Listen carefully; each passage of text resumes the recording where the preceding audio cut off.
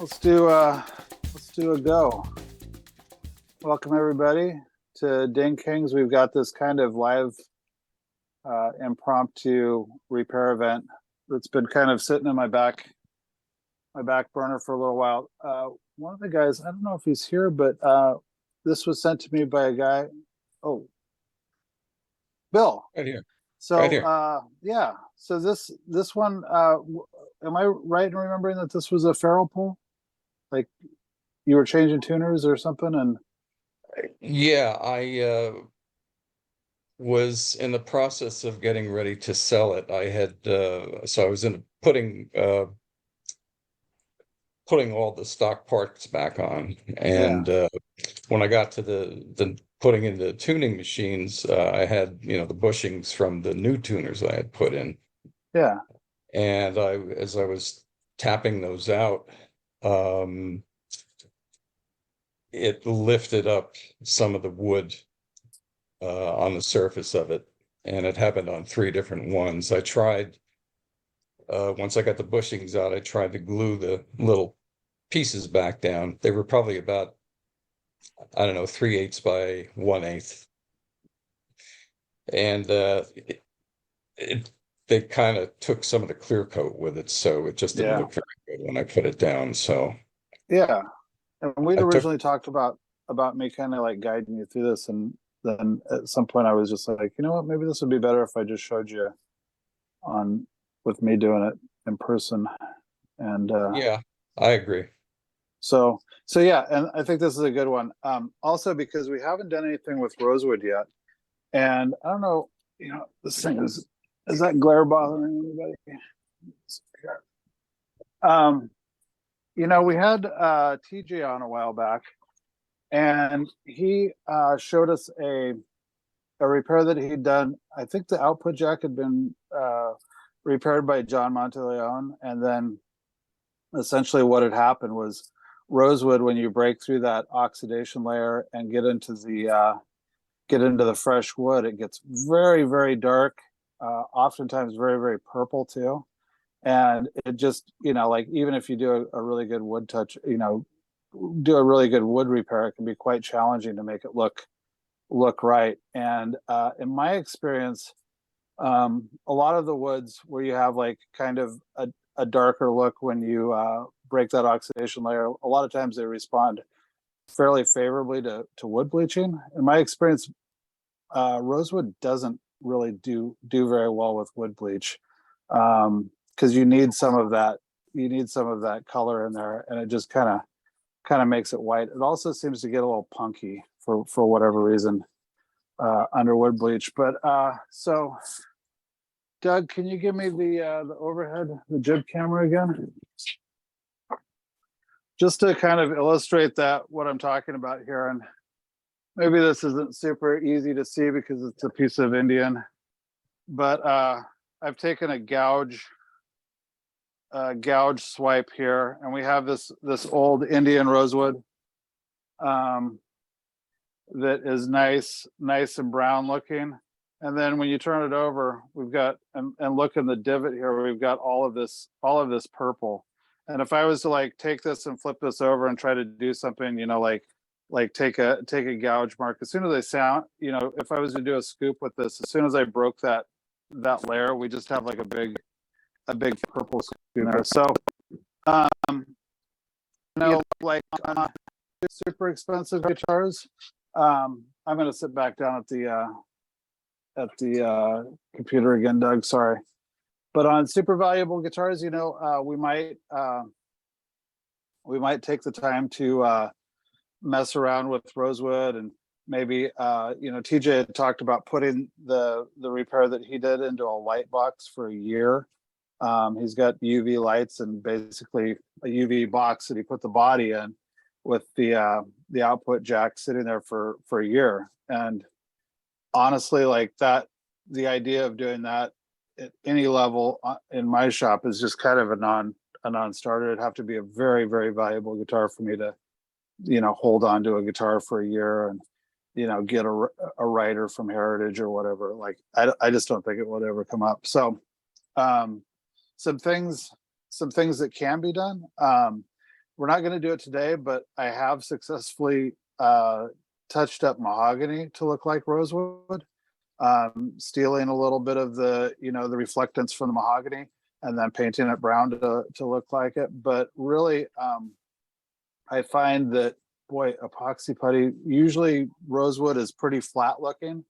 When I roll this chunk of wood around in the light and I look at it, boy, it doesn't do much. It really doesn't do much.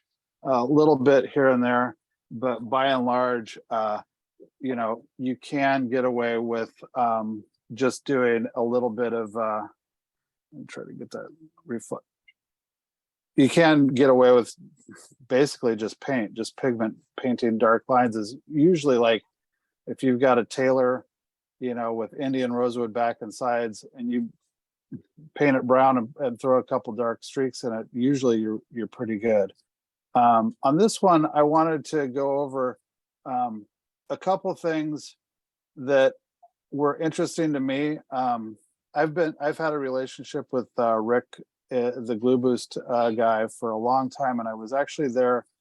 I was one of his test subjects when he was starting to get the Gluboost colors going, and I told him, I was like, Rick, these are interesting or whatever, but I don't see a scenario where I'm painting on a guitar with CA because it's so fraught with peril. A lot of times what I'm trying to do, very small things, like, am I going to dip a paintbrush into CA and for one swipe and then throw the paintbrush away? It just didn't come up that much. Has come up once on a green Paul Reed Smith where it was very effective. That just that's not my bread and butter. So I was like, I don't know how I would use this. Now I have thought with the epoxy putty, and that it might be good in a couple techniques for actually faking, especially in this rosewood, the little bit of chatoyance that it has. Now, when I say you can get away with painting brown and then put a dark streak in it with pigments, and it looks pretty good. It does look pretty good. It doesn't look, it's not like next level. If you roll it around in the light, that pigment is going to like show off. It's going to basically be the same color no matter which way you roll it, and it'll still have those good angles and those bad angles. So what I was thinking about doing, especially after listening to a lot of Iris Carr and how she was getting reflectance and different colors from putting those glass microspheres in her, basically in her, heavy deft lacquer medium thing. It occurred to me that maybe with the Gluboost colors and actually being able to like really suspend color over, a serious amount of film thickness, we might be able to kind of fake chatoyance a little bit, or fake, that reflectance look with Gluboost effectively too, by putting color in a film layer. Did somebody have a question, or am I getting an echo of myself? So anyway, that's what we're going to try today on this repair. So this is what you're about ready to witness is like me, sorry Bill, but you're about ready to witness me experiment. But we're going to talk about experimenting and ways to make sure that your experiments are not destructive to the instrument. And the first thing I'd like to say is I've got this. This is a nice piece of Indian rosewood. It's not an exact match for the guitar over there, but I can, if I've got an idea on how to make fake looking rosewood with epoxy putty and Gluboost, I can grab a chunk of this and fart around on this till the cows come home and really dial in the ideas and see if they work. So Indian rosewood has gone up in price. It's getting harder to get, but you can still get a back and side set for, you know, halfway decent price, and you can just have it around. And even if you never build a guitar out of Indian rosewood, I highly recommend having a set around if you're going to do repair, just so you can do exactly what I'm talking about doing, which is coming in, doing some experimentation, having it in case you get some kind of idea about how you want to, you know, bleach the wood out to do a proper wood repair or something like that. You know, having it around for wood repair, but even, you know, go on StuMat, get you a set of rosewood if you're in a repair shop, and just have like a few sets of mahogany, a few sets of rosewood. If you can find a big chunk of it, you know, have it around. I've bought neck blanks of mahogany. I never plan on, you know, building a guitar probably ever again. But having big chunks of mahogany around it's been great. I mean, so you all know how I do back straps, and you got to have like a large piece of mahogany to pull a large back straps from. So it's just good to have around. So let's experiment on this really quick, and then we'll get to the epoxy putty. So just I was going to do everything kind of live, but I realized that my epoxy putty was taking a little while to go off. So I actually prepped a little bit that we can mess with here. So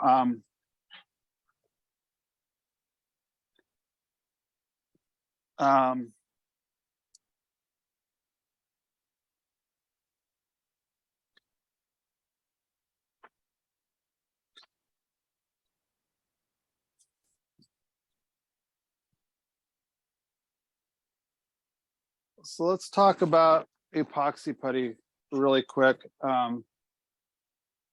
This is a lot of what I use right here, which is the JB Weld kwikwood. And the reason why I use that is because when it goes away, I can go down to Home Depot and buy a new tube for like, I don't know, maybe $6 or $7. It works pretty good. I will say that they're having a little bit of a run on the quality of it though. And it seemed to start right around the middle of the pandemic. And if you pull this apart and the brown part is super grainy, like it falls apart really easily, it's probably best to toss that stuff.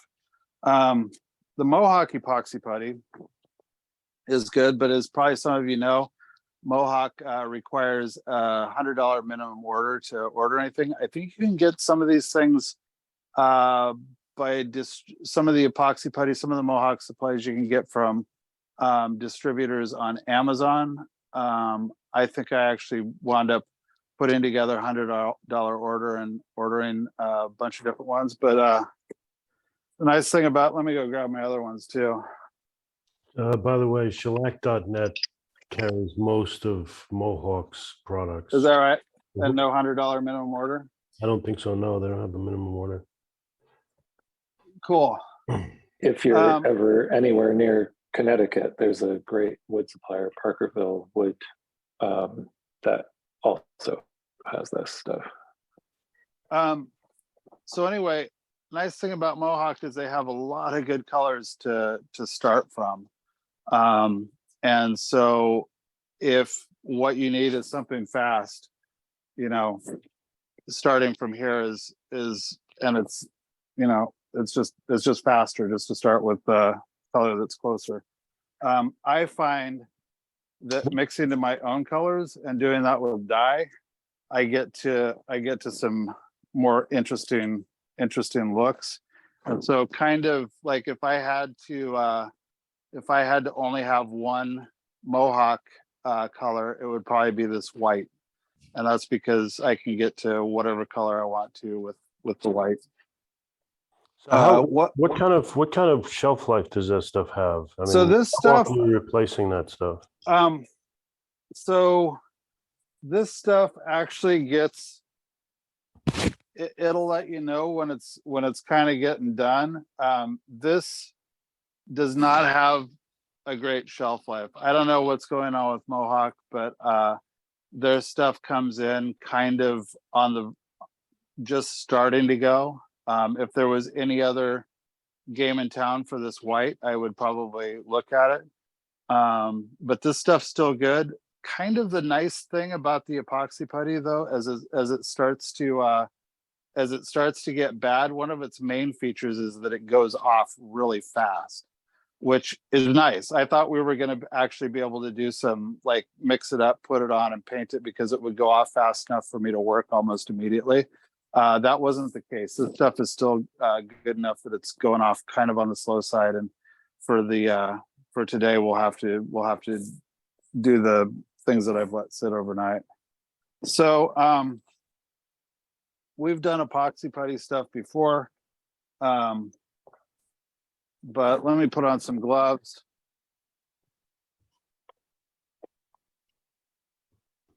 We'll do just a little bit again.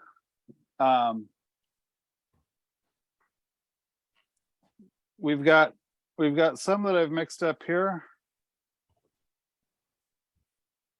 It's kind of like preliminary guys. And I'm going to let me get a razor blade.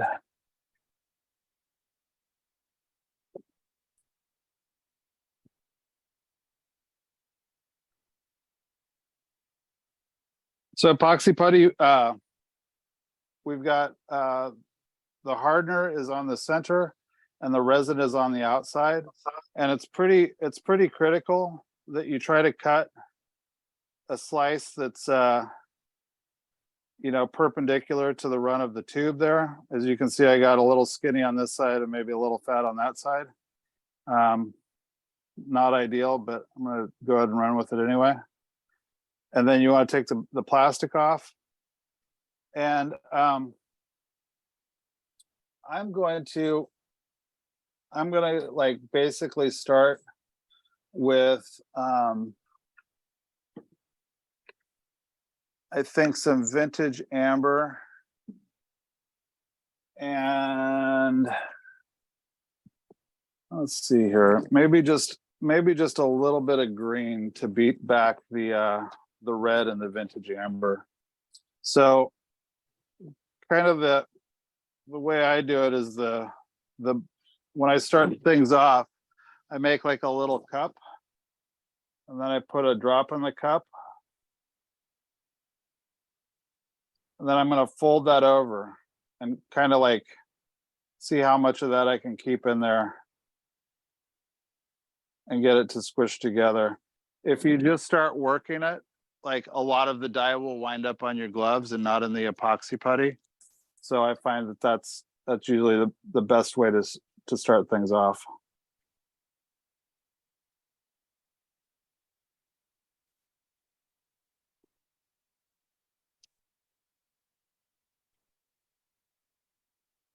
So in a case like this, your initial gambit isn't trying to get brown.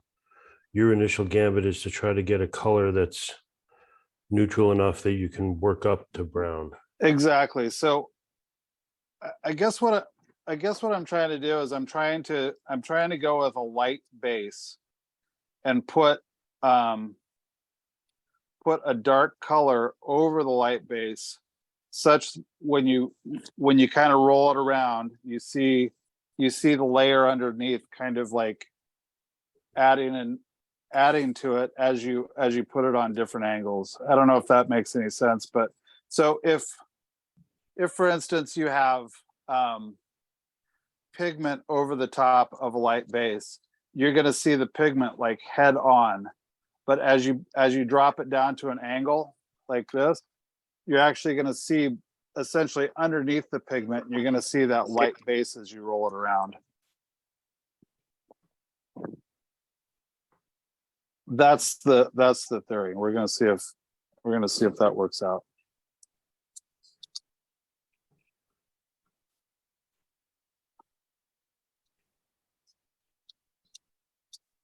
So at this point, you're just still sticking with the amber. Yep, still sticking with the amber. If I wanted to go a little darker, I might give it let me grab a Q-tip here. I might set it down and give it just like a little bit of medium brown. That was not a little bit, as you're gonna see.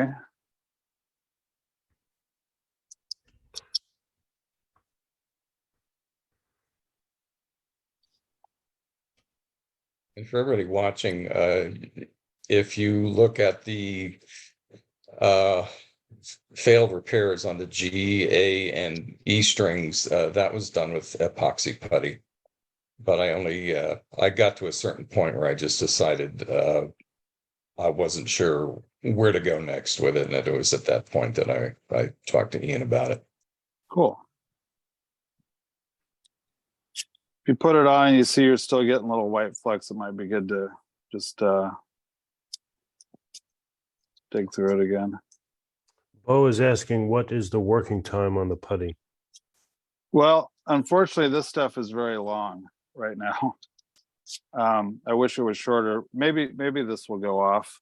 But I would say the stuff that I put in that, I had to let dry overnight before I would work it. So you're using your razor blade there as a squeegee to get it into. Yeah, just squeegeeing it off.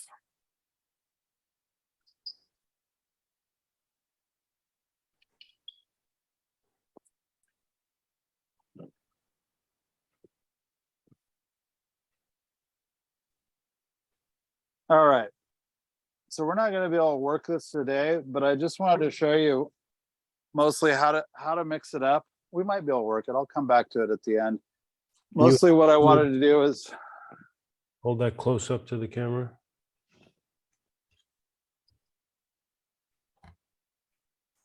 maybe a little red, maybe a little orange. You know what? Actually, why don't we redo that? So how proud of the surface is that, or is that recessed? So that's pretty much just flat right there. Okay. This is about experimentation. I don't like that, so we're just going to redo it.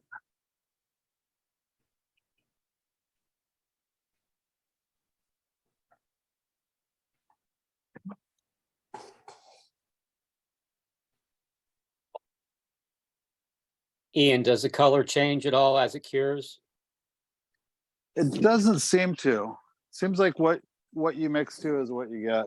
Okay.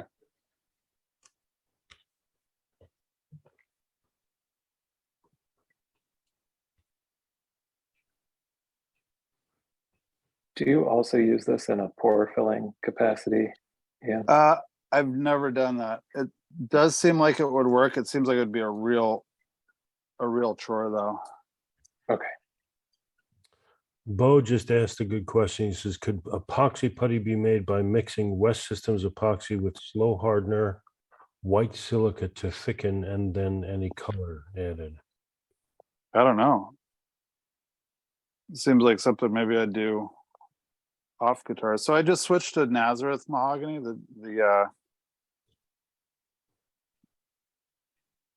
Is that a color? this, The color yeah. tone?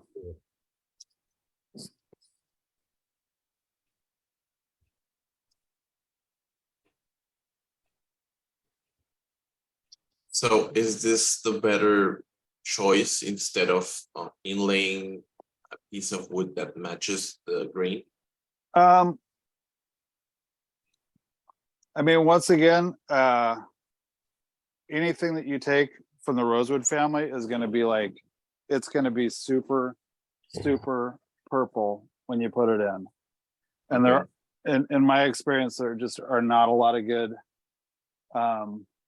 chemical ways to get that beaten back down.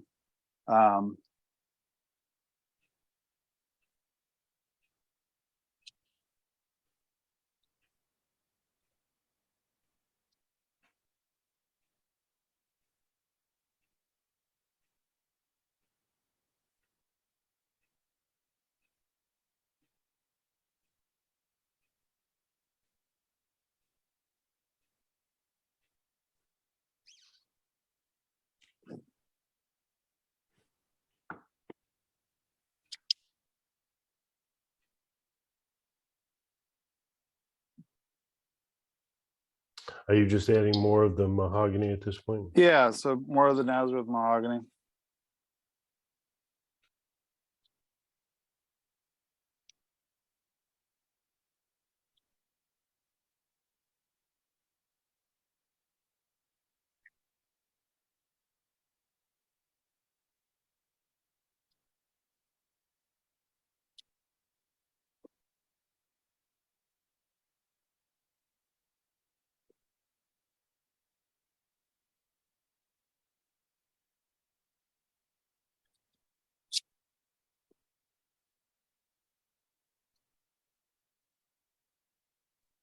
It looks a lot better.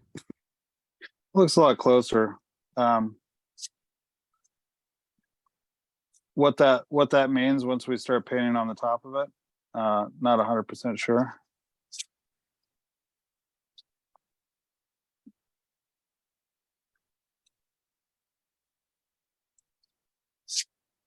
There's like none of those white flecks in this, but as soon as I put it in and try to smear it around, all those white unmixed in flecks show up.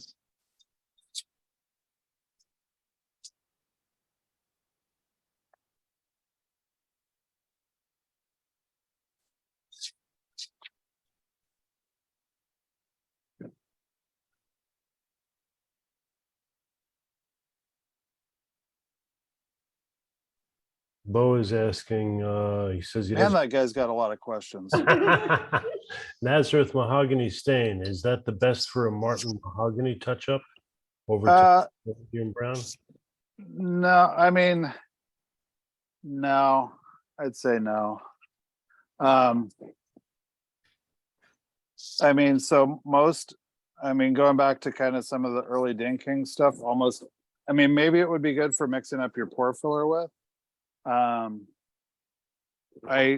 don't think so. Like I just would always mix my pore filler up to by eye. I mean, this might be a good starting point. Let's actually kind of maybe see what this looks like. I really haven't messed with the Nazareth mahogany all that much, so this might be good to take a look at just to kind of see what we're dealing with. I mean, that color you've got there looks pretty close to that super light streak about a head. Yeah, it does. It looks like the base, right? Like it looks very similar to like in here. Yeah, and if you go down below it. So what do you got there? Is that the same? Is that the Nazareth? Yeah, so I mean, what I'm seeing there is like a yellow heavy brown. Is that coming through pretty well when I draw this out to its lightest point? Mm-hmm. Like the secondary color that I most associate with this is the yellow in here. Mm-hmm. Okay. So now let's set that aside. Maybe we'll be able to work that here in a little bit. I don't know. We'll see. So now comes my spiel on experimentation on guitars. You can do as long as you're unbelievably careful and you kind of check yourself emotionally on this stuff. And when things don't go well, you don't get upset and start trying to redo your work in a panic. Everything about this is just basically understanding that there's going to be some there's going to be some tedium, and you're going to spend a lot of time squinting and sanding and trying your best not to sand outside of the lines. So to this end, you guys have seen my plexiglass trick to where you can really see what you're sanding. If you haven't, get with me afterwards and we can go over it. I need a pair of scissors. Hold on 1 second.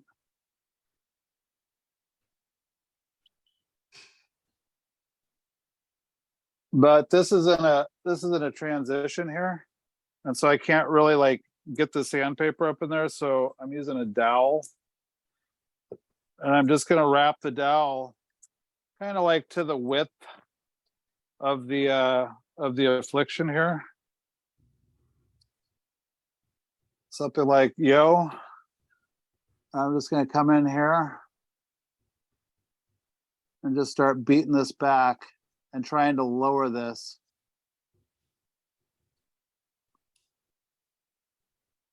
To the point that it is just below the surface of the finish and maybe a little bit lower to give me some room to play with building up some layers.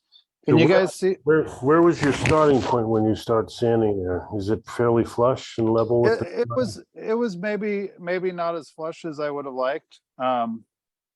But you know, it's easier to bring it down than it is to, you know, start leveling it down and realizing that you've got a cavity that you need to fill back up, because a lot of times getting back to these colors is pretty challenging. Okay, so what we have here, what we're looking at, looks like you've got two different colors. I do, yeah. Okay. So we're gonna do just a little bit of an experiment here. So the idea being that that this one, pardon me.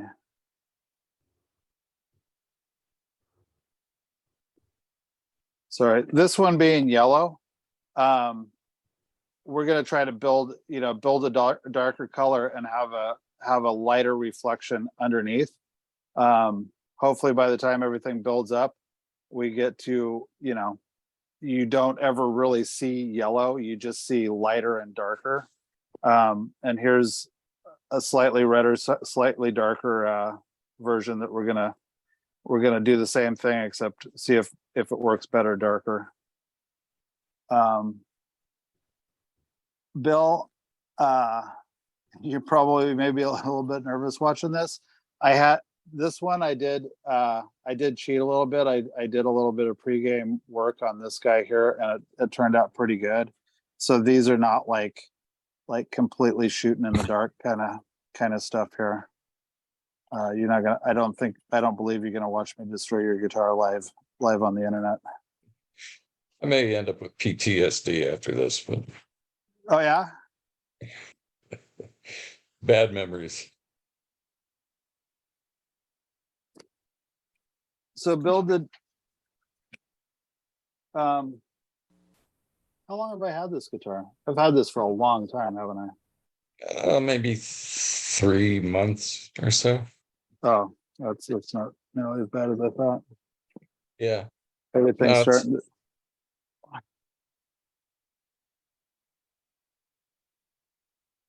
I'm gonna change to 120 really quick and see if I can shorten this.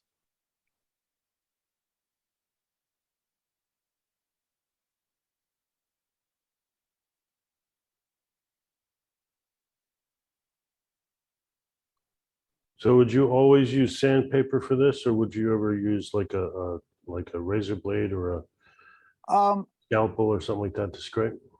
If it wasn't in the transition, I might think about scraping it. I think this is gonna be better, like without any chatter in it. And I just find when I scrape with razor blades and or I try to knife it off or something, I can, usually I can get it down faster, but there's always like 1 or 2 chatter marks in it that I just struggle with. So sometimes just going and doing it with sandpaper to start off with is, even though takes a little longer, sometimes I feel like it works better for me. Is this a situation where you've like sanded your perimeter down to your final grip before polishing? Like if I was doing a Gluboost touch up. Yeah, that kind of thing. So I should talk about that a little bit. I prepped this first, and it's a good habit to get into, like just to before you start monkeying around with the color and everything, just to prep it. We've got this logo here. This is sacrosanct, right? If that goes away, if this logo goes away, oh boy, or even part of it goes away, if this, on a customer's guitar, it becomes very difficult to explain. They're super hard to source. I haven't put a lot of logos on. So the idea that I could blast through this and then get another logo on there and hand it back to the customer relatively, painlessly is like, I just can't, I haven't done it enough to really say that that's a fact. So, so if you notice, there's abrasion marks here. Some of them are from the previous attempts on the repair, and some of this is me. So 2000 grit and then a light misting of retarder. The retarder just gets the lacquer ready. If this is older lacquer, it gets it ready to accept the new lacquer that's going to go over the top of it. And the other thing too is if you spray retarder on it and you have any questions about whether this is a lacquer finish or not, they'll usually be answered at that point, because the retarder will just kind of like sit on top of poly or any of the catalyzed finishes and just kind of stare back at you rather than making the lacquer soft. There's a question, if not demoing the coloring, would you have made the putty as close to the lightest Indian rosewood color as possible? I don't, for this, I don't think so, because for this, what I'm really shooting for is to get a fairly light color on the bottom and then get to all the colors that I want on the top. And then hopefully when you see it at different angles, the colors on the top will change based on the angle of the color on the bottom. I don't know if I am explaining that very well, but Well, if we're looking at this closely, if you see by the F, the hook of the F, you see some super light, almost streaks that are almost the color of the color you have at the A string. so you're talking about these like very, very light flecks here. Yeah, and you're going to use is that the color you're shooting for? Not on purpose. It may be good because, if I want to replicate that, once I get done painting, I can probably come back with my knife and cut through the paint and find that color, which may be a good technique to explore. You can see right here, I'm starting to break through here a little bit. So I need to like tighten up, stick my tongue out and try a little harder and not break through there. Like part of this is too, like over here, you can see that that just like the attempt that was made here, some of the lacquer got sanded through here. It's not a big deal on this one for whatever reason. When I come in and I darken that up with spit, it isn't like overly dark. But if you do this like on a 70s Martin with Indian rosewood and it's like super wood bleached out or whatever, and you break that layer, whatever your repair just got orders of magnitude harder because you've made the original wood super duper dark. So I guess what I'm saying is as I'm watching this and these scratches here, all of a sudden my pucker factor is going up, because historically speaking, if I break through that lacquer in that spot, I've just made my touch up a lot harder by making a dark area in the original wood. So that means I'm going to switch back to the 220.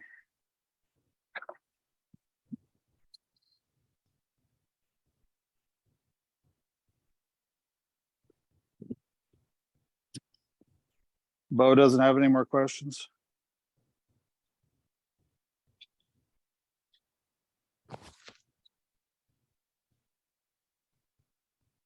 Bo Hannum.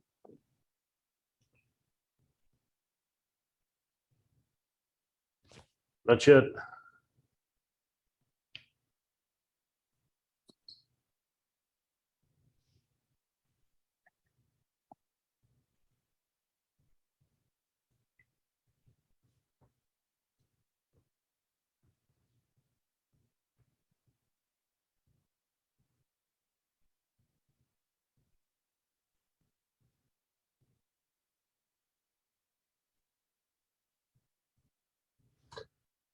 So I'm So- creating a lot of dust there.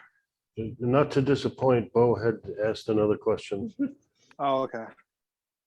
He wants to know, could you add glass bubbles to the putty as well as the top paint? I have tried adding glass bubbles to the putty, and I am sad to say that it makes the putty incredibly weak. Which makes me pretty sad, because that would be really cool. I've also added the glass beads to fill and finish, and it also makes the fill and finish incredibly weak, unfortunately.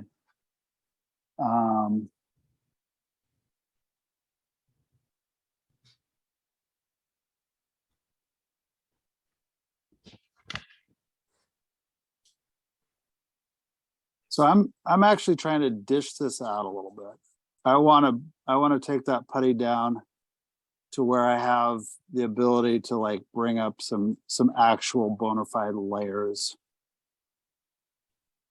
You don't want your paint to be proud of the surface surrounding it. I don't want it to be proud of the surface, and I don't want to have like, like all of the paint like right at the top either, or all of the color right at the top. You want to be able to give yourself some room for coating over it. Is that what you're saying? Yeah, but I also want to give it room. I want to give it room to have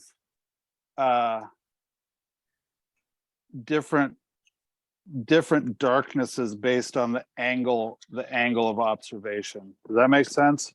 Like, so if you look at it flat on, you're gonna see one.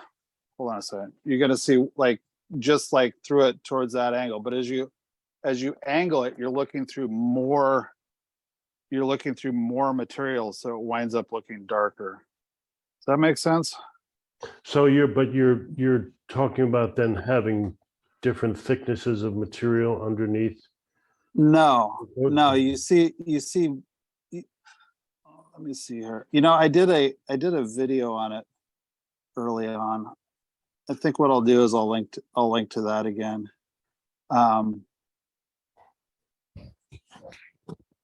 So you're talking about having sections where you have deeper pigment, so that oh yeah, we're definitely going to do that. I'm going to cut the grain lines in and fill those grain lines up with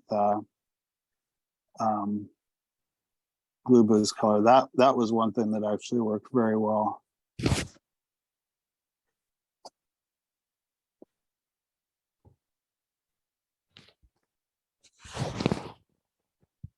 you're just cleaning up there with naphtha or water. Yeah, just to get the dust off.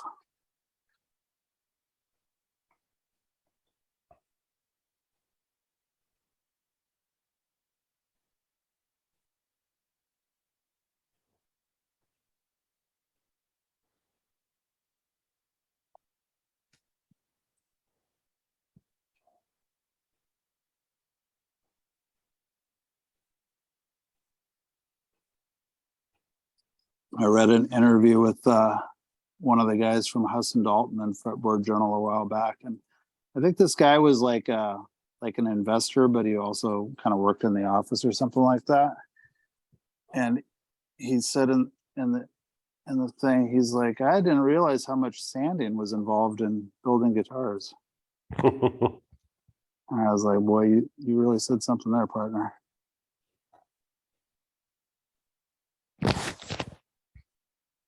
Maybe instead of luthiers, we can call ourselves professional sanders. Sanders, yeah. Then that would make Ian Colonel Sanders. Colonel Sanders. I like this a lot. Sandinistas.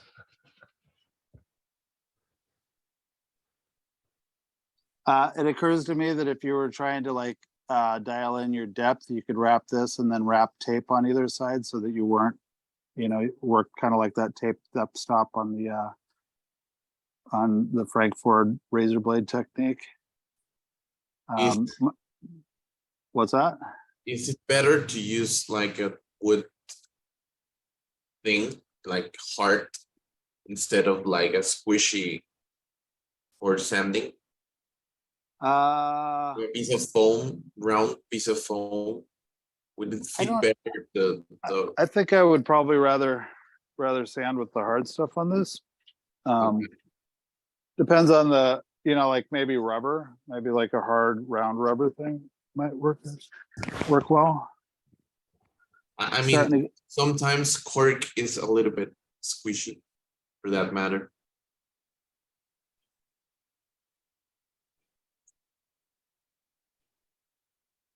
Okay.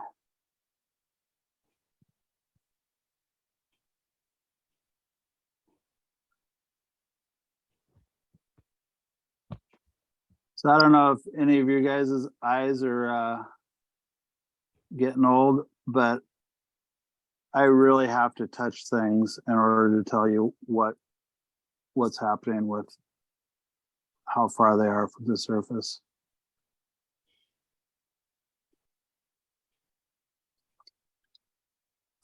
Another thing that you could do if you were worried about blasting through finish on this is you could come in and just kind of anoint the surrounding territory with just like a light little bit of fill and finish. If you felt like you were in trouble of blasting through that clear coat. Is that what you just put on it? Yep. So just put fill and finish thin, just kind of wiped around it.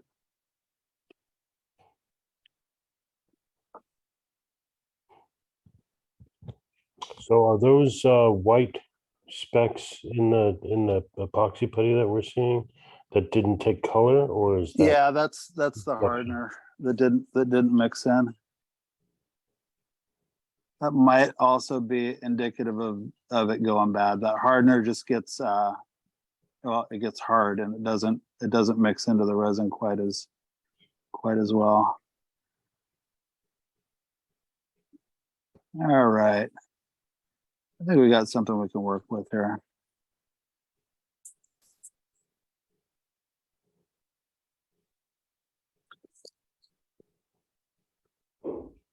So one of the things that I noticed when I was talking to Rick about this is so how are you going to paint grain lines with fill and finish? And it occurred to me the other day that I could actually cut them in and then fill it and then sand it back. And that might be a good solution. So we've got let me get this back in here. We've got this big thing coming through here, this big nice chocolate stripe. And so this is the eagle claw from Stu Mac. And I'm just going to come in here and just kind of start cutting a few of these things in here. And this can be, can come over a fair amount. We've got a few more coming down through here.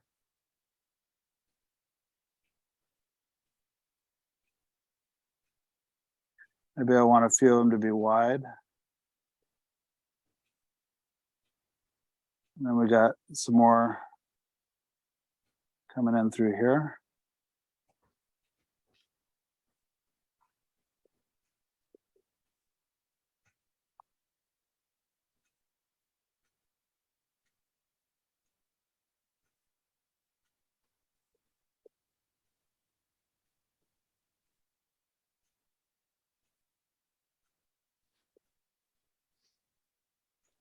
All right.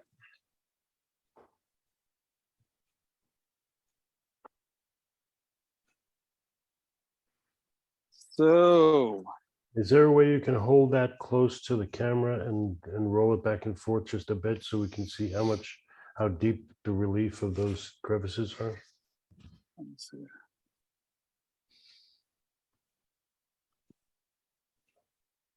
Is that helpful? That is right there, yeah.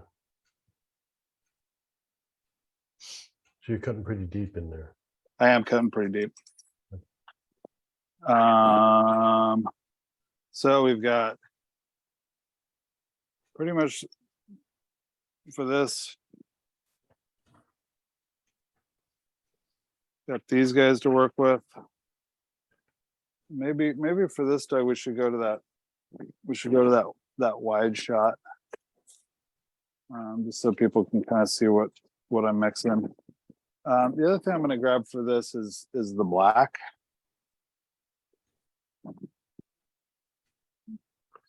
Bo just asked, can Mohawk blend pigments replace Gluboost pigments? The answer would be no. The blend all does not mix with CA. No, it doesn't. So these are dyes. Blendols are pigments, But and so these actually go into solution. So one of the things I like to do is I like to mix. I mix in these epoxy mixing cups, and I throw them away. I know some people clean them out or whatever, but I'm so cautious about any kind of weird chemical incompatibility that I just throw them away. But before I throw them away, the tops of these actually work really well for mixing Gluboost. So that's how I do it. It's a little funky because you got color in there that now you got to see. But you know, you get to something fairly reasonable. My main implement for dealing with CA is just a paper clip. I picked this up at Breedlove. I've tried a lot of the different, you know, HDPE paper clips and all that kind of good stuff.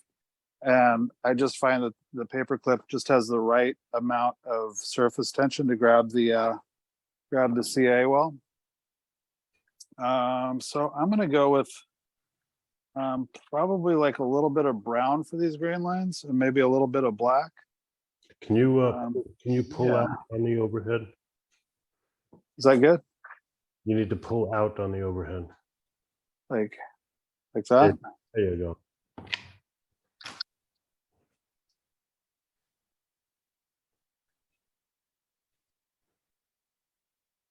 And that's fill and finish thin you're putting it into. Yeah, fill and finish thin.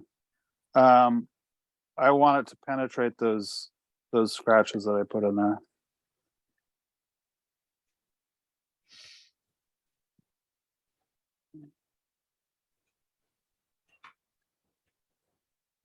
It's getting fairly dark.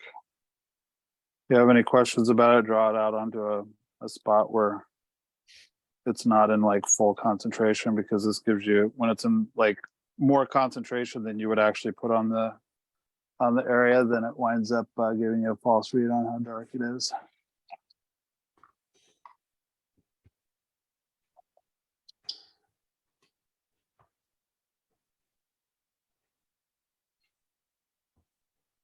You know what? I'm going to switch. That actually penetrated more than I thought it was going to. So I'm going to switch to fill and finish medium. Essentially do up the same stuff.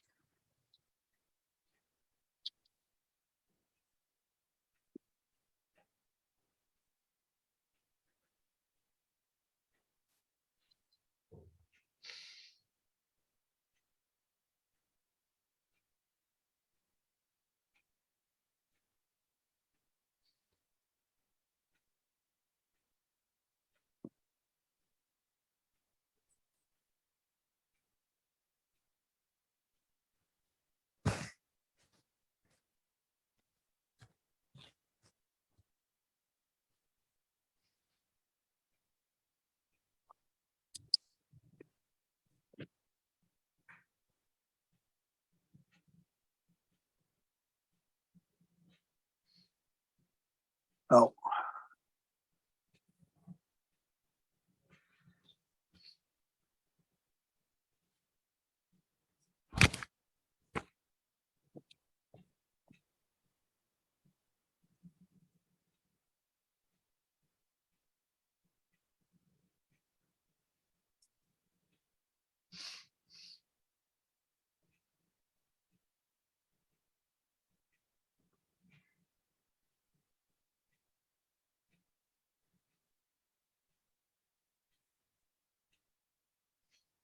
If you could tighten up on that a bit so we can see what's going on there.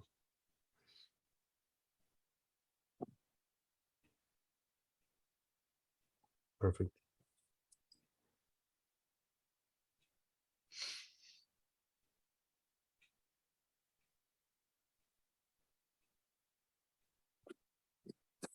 I'm gonna kick that a little bit.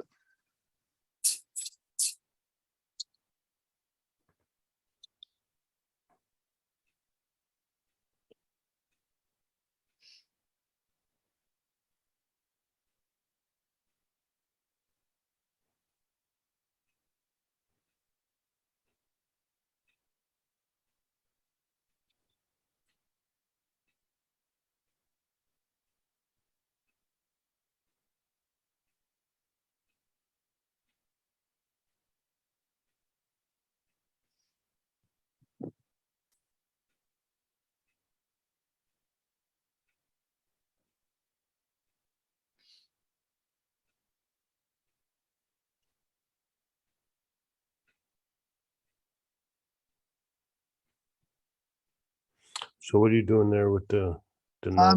I'm scraping, basically scraping that back, trying to make actual grain lines. We've got a very dark one right here.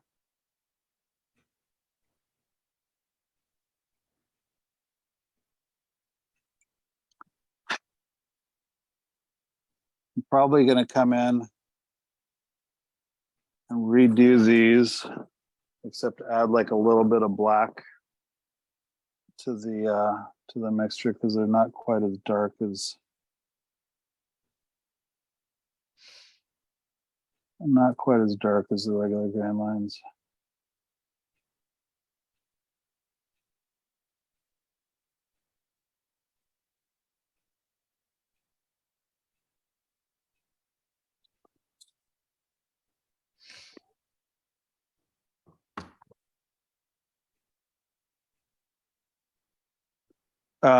Black is like, it's pretty, let's move back over into here.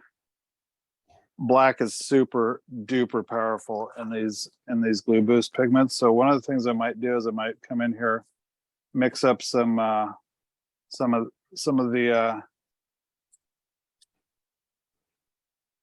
and just kind of dab that in there.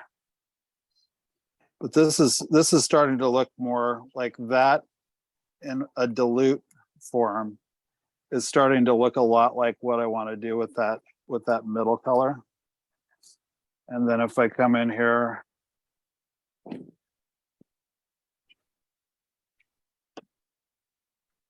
throw like a little bit of this in here.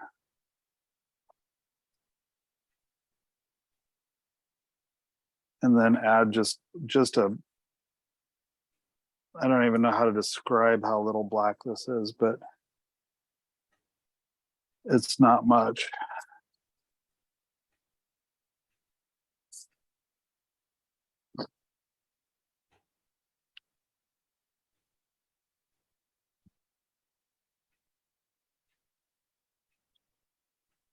Oops, wrong one.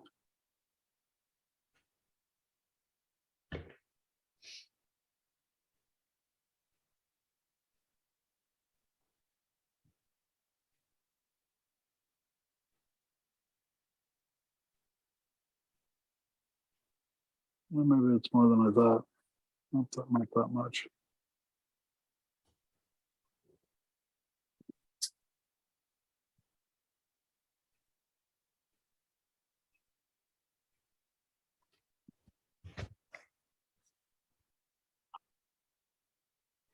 That's more better. Maybe just a fudge more.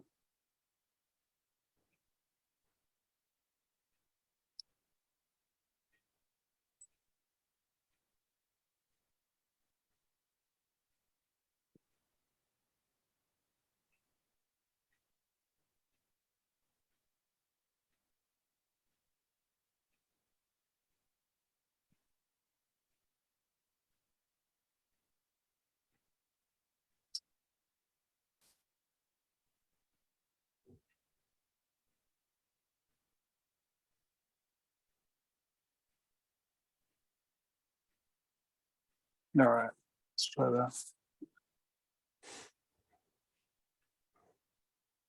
You can move the camera.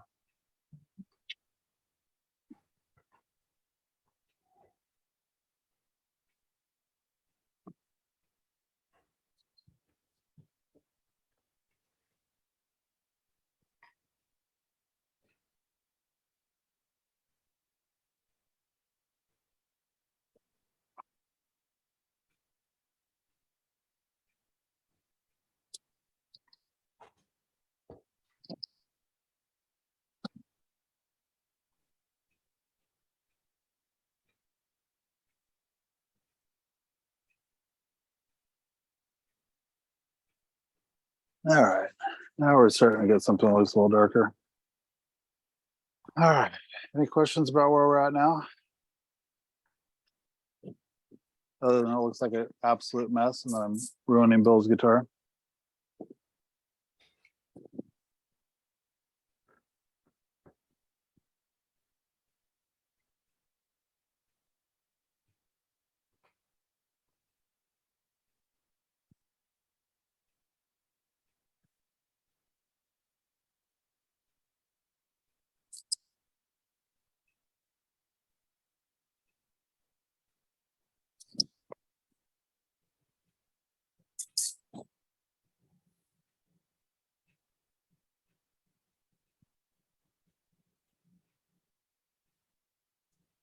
Just move that a camera.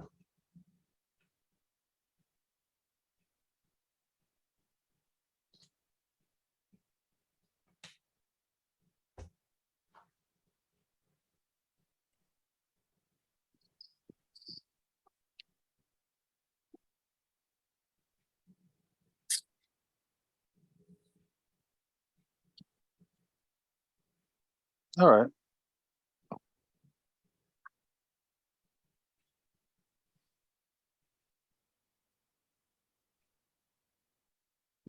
So I've got accelerator on there. Anything that I put on now is going to be, it's going to go off probably almost instantaneously. And so I need to kind of be aware of that. Let's see here. Grab another one of these. And now I want to, so I really like this color. What is this, the color that's on there, you mean? Yeah, so this color I'm really liking for this, for the lighter parts of this. But like I was saying, I want to dilute this down so that that winds up building over a few layers, so that that color winds up getting to that color over a few layers rather than almost immediately. So I'm going to grab, I'm just going to add some more glue to that and dilute it. So Ian, you're talking about the accelerator. One thing I've always wondered, how long does that stay active, the accelerator? Longer than you would imagine. Probably, I would say, what, like probably about a half an hour, something like that. Oh, wow. Okay.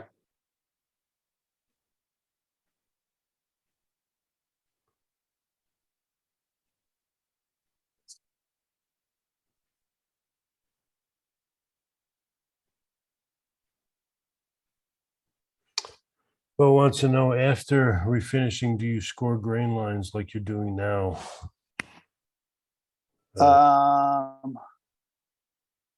After refinishing.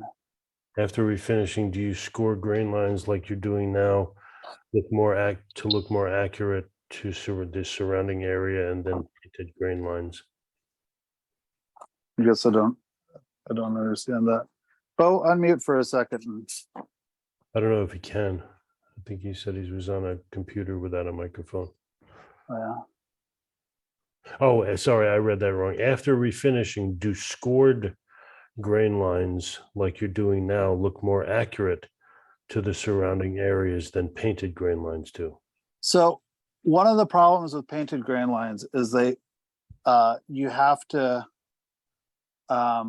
they look better if you paint them first thing, right? So if you paint them on and they're all the way at the bottom, they look pretty good. The closer they go to the top, they start looking ridiculous as they go up in layers.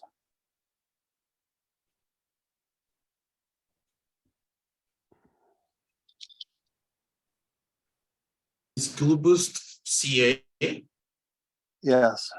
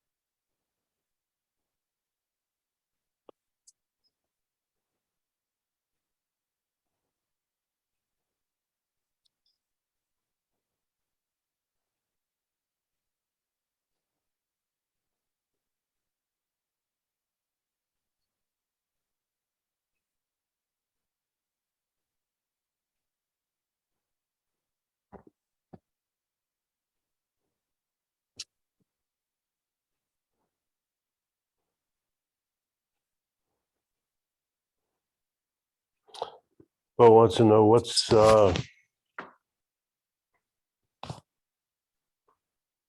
what is in the Q-tip? Anything, or is it just to brush smooth? It's just I put something on that was just like a little bit dark, so I was pulling it off. It's pretty hard to see, but in terms of color,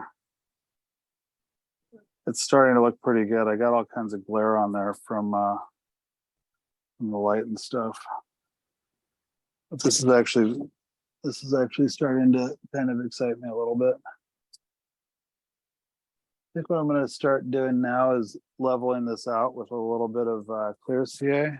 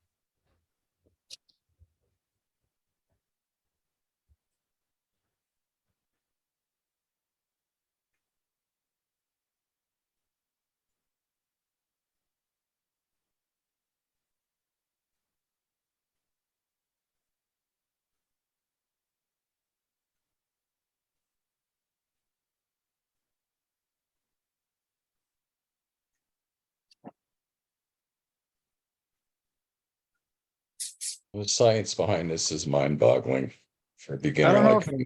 I don't know if it's science.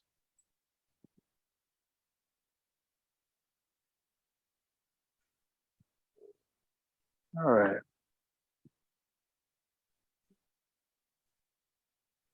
So one of the things that's maybe, let me see if I can get this into the light and show this, but this is actually rolling around in the light. It's got such a sheen difference. You know what? Let me bust that sheen back.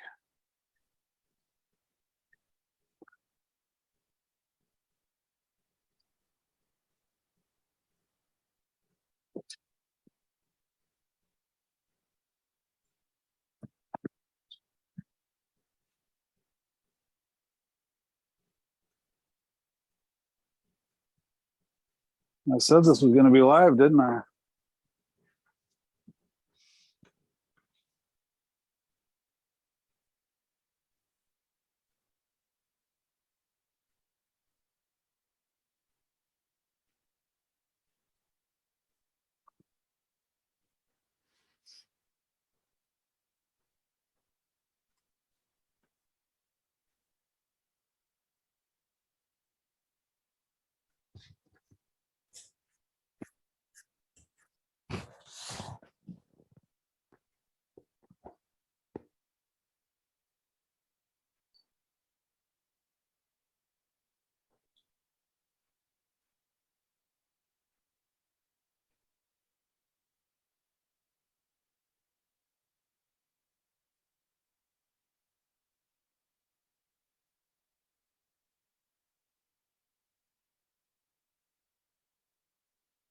You notice that I'm not pulling any color off of that yet. I'm just basically grabbing the clear that I put on there. It's getting pretty darn close to level too. So that color is actually, now I'm starting to pull color.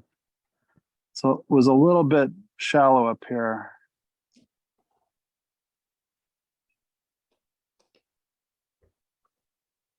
Can you flip over your sander so we can see the color as it comes up? If you're going through the color. Oh yeah. Let me see here. I don't know. Is that coming through? Fairly faint reddish color.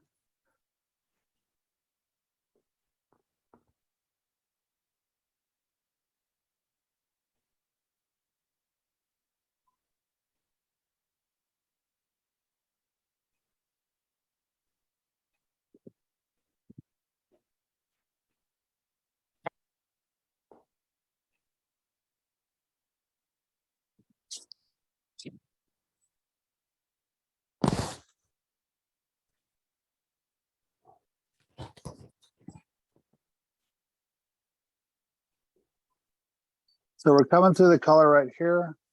It looks like, I don't know if you can see that, but this area in here where we're not coming through the color, Mm-hmm. I find that to be pretty exciting. I might come back and paint that a little bit more with CA. Can you show it with the other glare to the camera?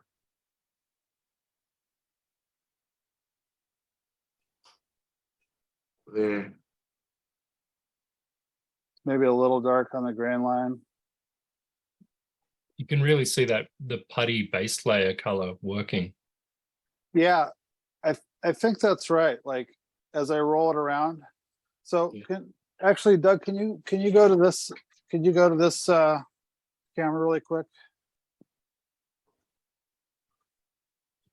So essentially, like, say I have two layers like this, and I'm looking, or I've got a layer like this, and I'm looking at it head on, right? I'm seeing less color than if I was like looking at it on an angle, because I'm actually looking through the color like that. So that's basically the difference that you're getting. Does that make sense, or is that wrong?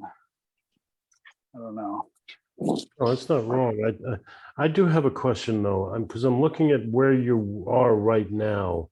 Uh-huh. I know this is an experiment in getting to the end of this repair using Gluboost, but you're ultimately going to wind up spraying over the face of the peg head, correct?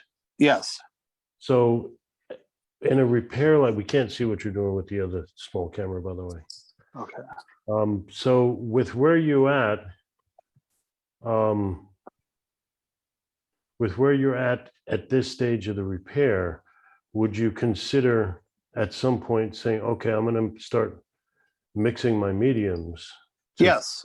to go Yes. through the paint with shellac on top of what you got there to blend in some other stuff going on, or some other Absolutely, absolutely. And originally when I thought about doing this, what I thought about doing was doing a 1-2 punch with this and shellac. But here's the problem that I have. Can you head back to my main dumb face one?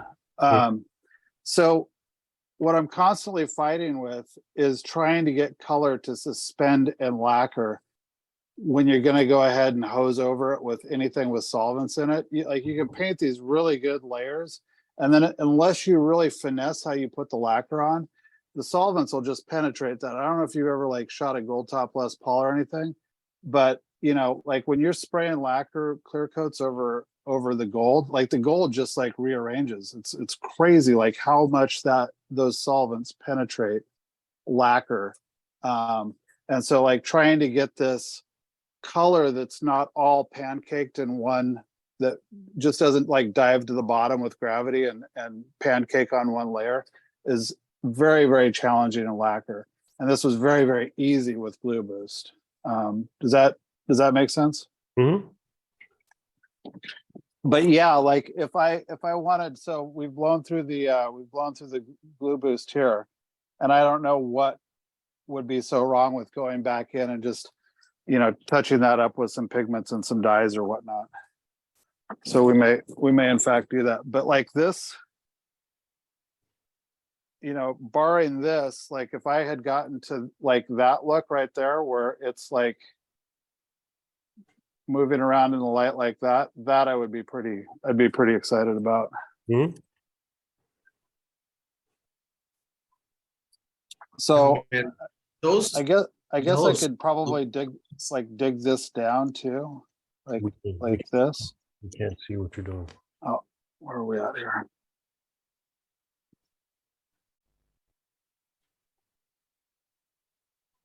And if the damage was a bit more significant, would you consider removing the finish from the top kind of part? See the dark line that you were just working on the E string on the Yeah.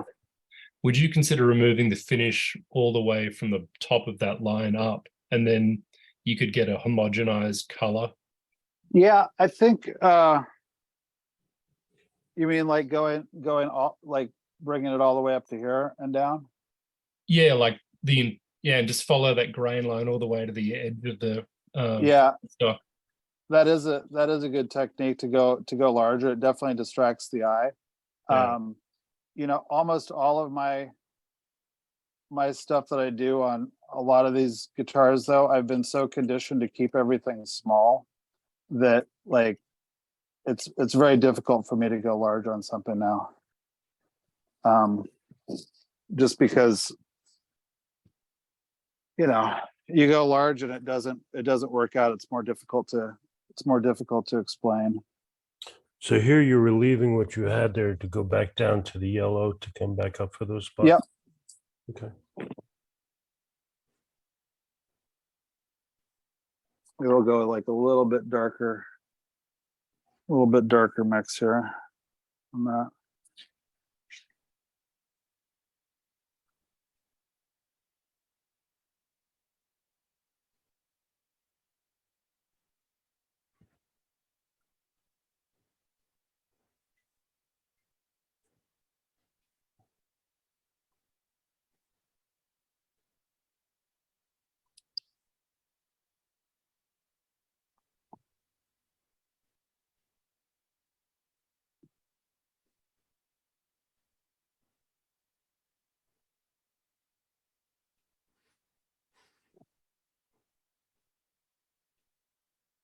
Trick I did once naughtily, maybe on a back of a Strat headstock.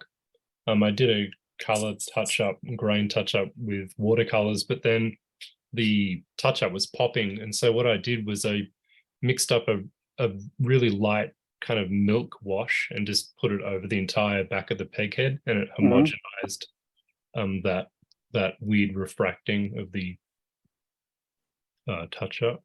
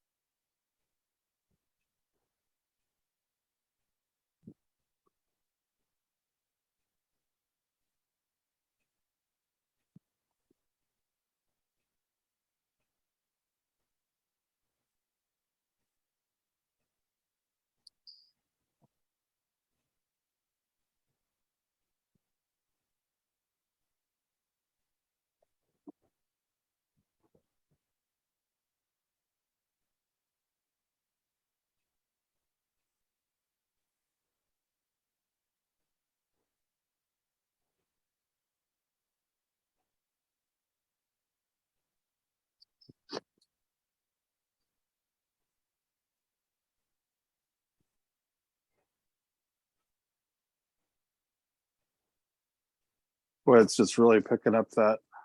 All I need to do is I need to put that polarizing filter on it. I don't have nearly that much glare in here into my eyes.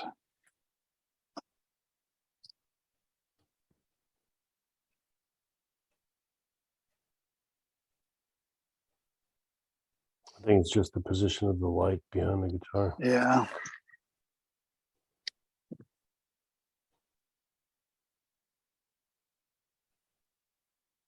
Anyhow.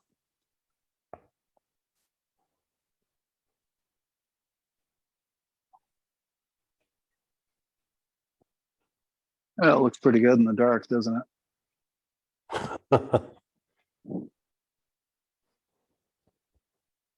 Now that my white balance is messed up. Hold on a sec.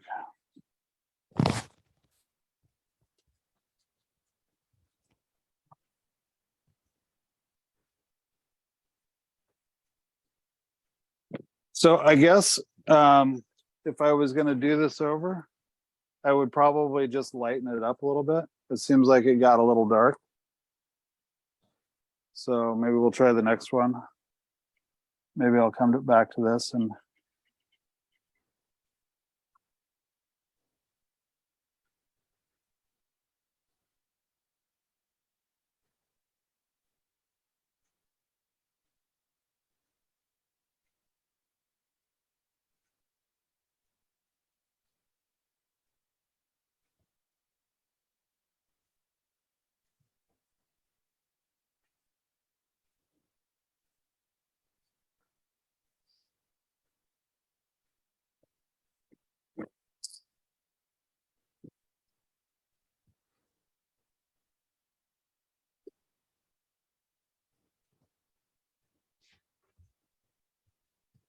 Also, maybe just a little bit on the red side, I would say.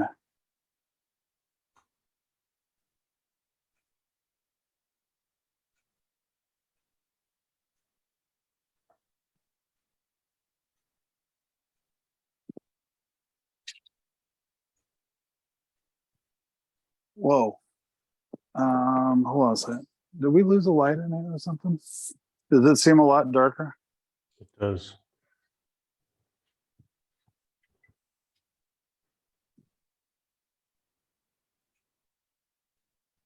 I don't know what's going on with my white balance.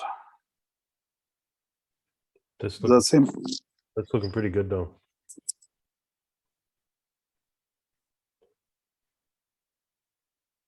Maybe a little dark on edge. I think in general, it just got like a skosh dark and a skosh red. If you continued to sand, would that continue to lighten? Well, what you're seeing is you're seeing like it lighting because the specular reflection of the light. So Yeah. we've got all those scratches in there. So basically it's showing off as being lighter.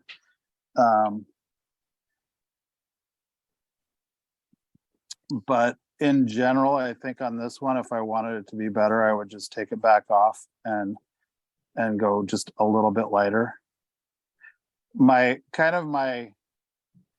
original thought on this, and maybe we'll do it on this one, was to go light, and then come in and basically salt to taste with pigments and dyes afterwards.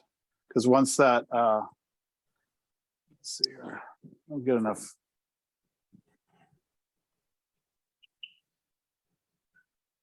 Once the You just once you've got color that will actually roll around in there, like it'll probably look pretty good. But that just got a little bit dark. Can you pull back a tiny bit so we can see what you're doing in there? There we go.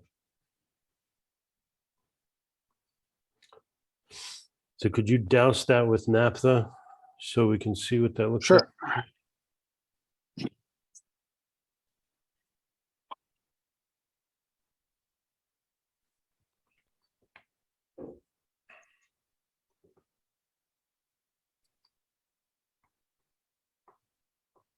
Little red, It's looking good though. little dark. But I think probably what's interesting is how, like if this was a dye touch-up, it's hard to explain. But if this was a dye touch-up, if I had just like touched that up with Transtint, that would be absolutely dark on that angle right there. It would appear almost black. And we're basically seeing through to that yellow on the underside. Let me get the light over here. Why is that so dark? But we're seeing through to that bottom layer there. Mm-hmm.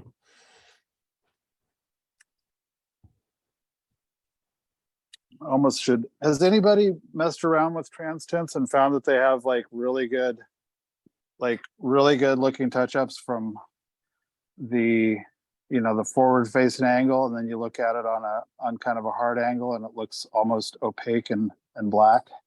That's Or pretty super dark. Yeah, that's pretty much why I've always messed with powdered dyes and tints and pigments. Yeah, the pigments have their own kind of set of issues, which is, they'll go opaque. But yeah, there's a lot of times where you think, oh, this is translucent, I should use a dye on it. But the dyes are not always. Can we see what I'm doing here? Just gonna start prepping this. So what's the tape doing for you? I was over here kind of like on the logo, and I didn't want to like scratch it. The tape's just a protector.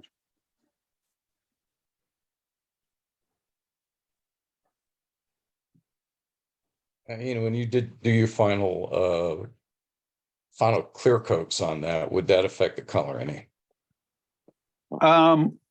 It does, like, minutely. I don't understand the physics of it, but from what I understand, the more clear coat you have on something, the redder things tend to look. Something about the way the photons come out of it. I don't know, they're slowed or something. I could be wrong about that too. I mean, I read it and I was like, that sounds like too complicated. It's too complicated to read any further. So I quit.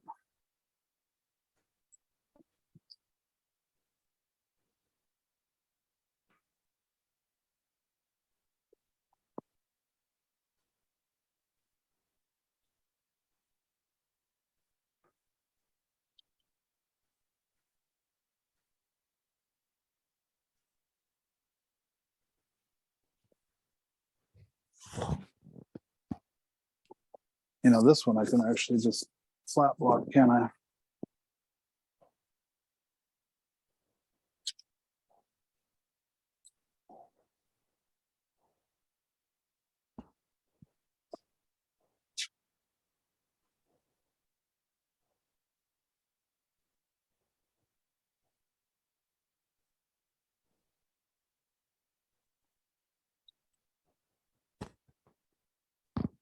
This has a lot of the hardener in it. I know.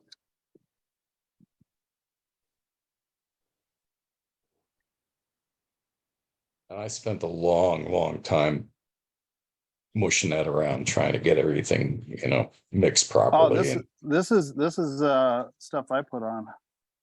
This is not your this is not your fault. No. No, I think it's that Mohawk epoxy putty. It's doing its going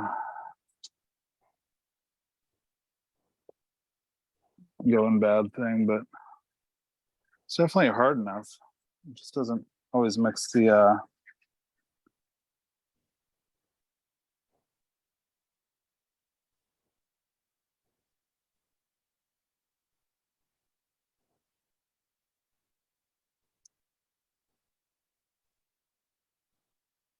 So does anybody have anything that they would try on this one?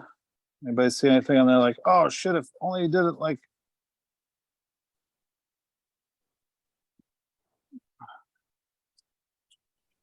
Yeah, No? I never said a change of tuners.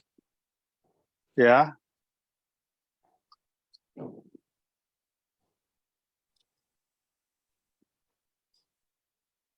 Yeah, you could just put 6 on a plate tuners back the front and you cover it all up.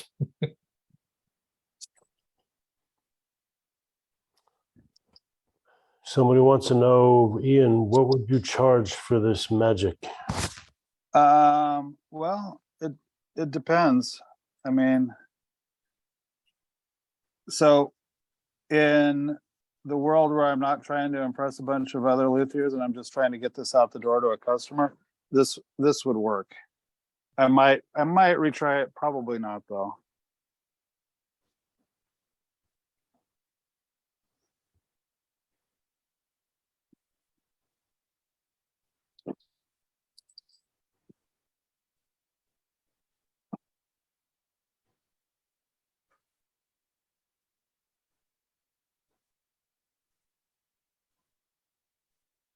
This is not going to go as deep as I want it to. This actually works pretty good for deepening it.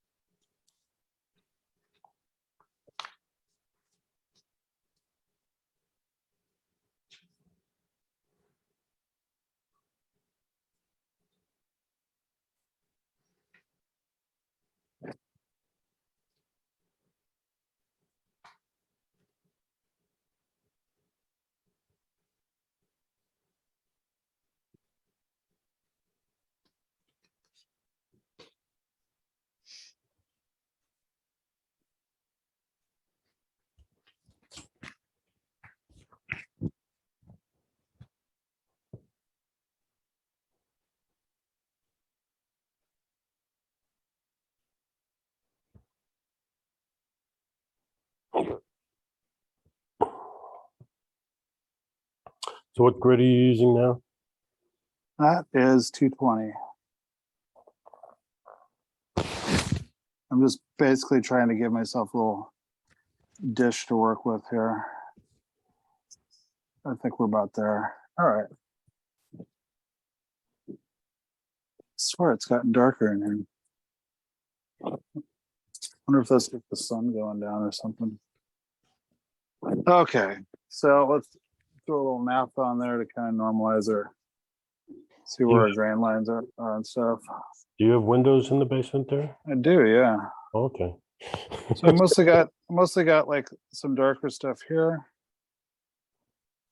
Maybe a little bit here, and then looks like there's a chocolate patch that goes through here, or at least could be construed. And then more over here.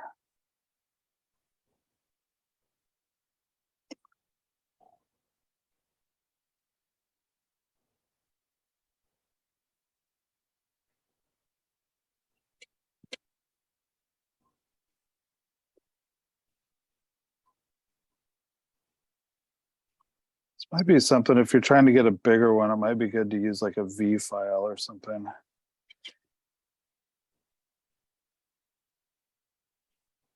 I'd be a little bit more aggressive on the cut and a little less aggressive on the concentration.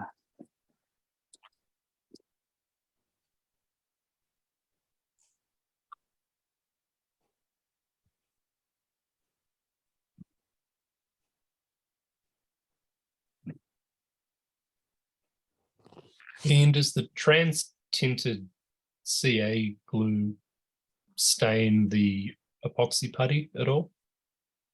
It did when I did thin, interestingly, and that's something I'm gonna like kind of file away for future use. That was a little bit surprising to watch the thin kind of work its way in there. So The putty's kind of porous-ish a bit, isn't it? it is. It doesn't really want to take, like if I painted dye on it, that's kind of like hit or miss.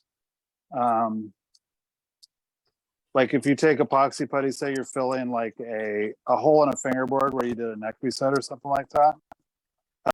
Like it really doesn't like to dye after that. But I wonder if having dye in it to begin with makes it a little bit more porous. Have you worked with epoxy putty much? I bought some ages ago and I don't think I've used it. I think I squished it together just to test it because it was a new thing, but I haven't actually used it. Are we able to see stuff here? Yeah, you could zoom in a bit. There you go. I wish I could change my white balance. Actually, I'm gonna just exit out of this really quick.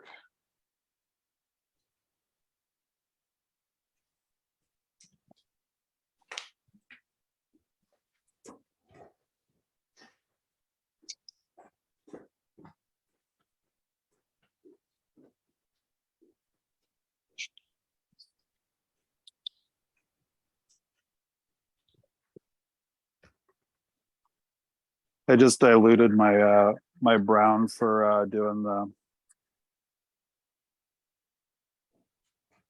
grain lines just a little bit.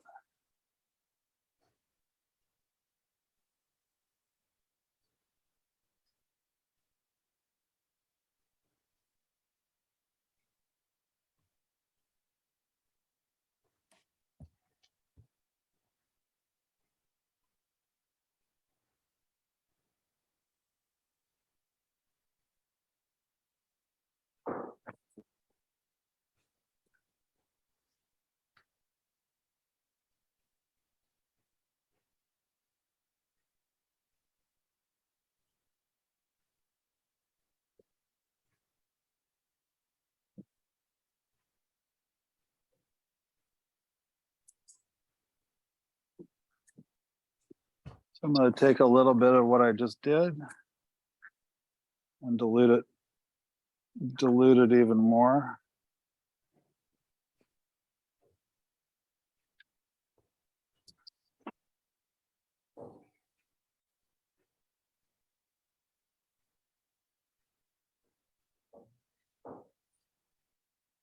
And I think I might add, this is a real big experiment here, but I'm gonna add like a little bit of yellow.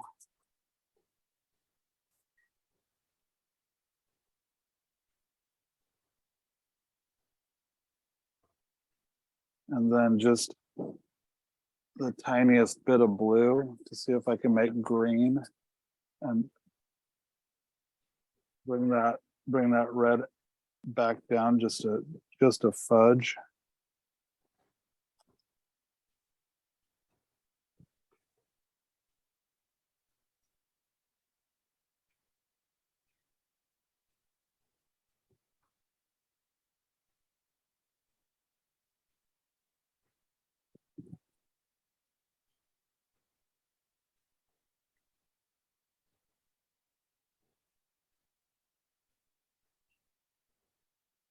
All right.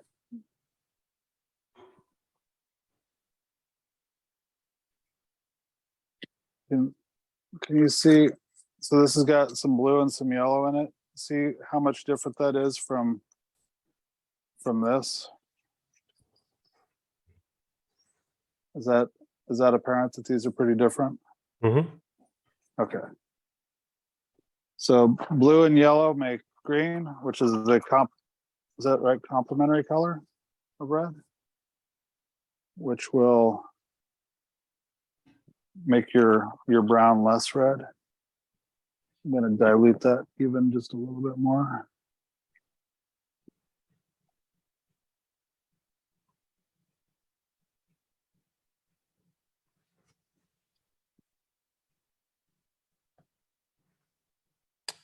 Mark just said, does Ian know you can mix the master tint with anything else, like acetone or lacquer, to use as a dye? I don't know. We could have Rick back on though.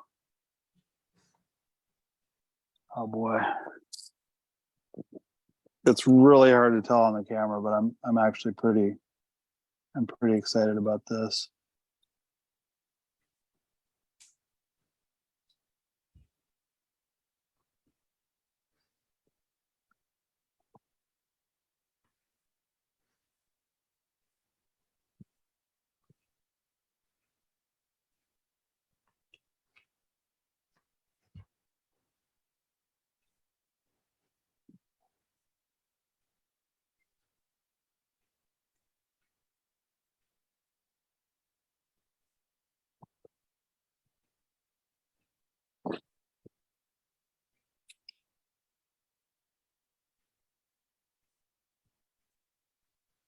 That looks really good.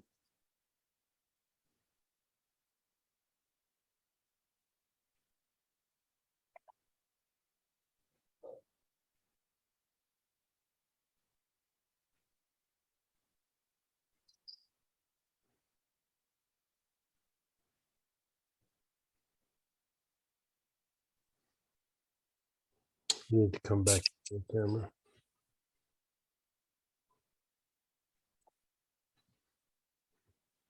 I'm almost gonna. I wonder if I should come back out, like leave and come back. Like, oh no, it's brightening up now. What's going on?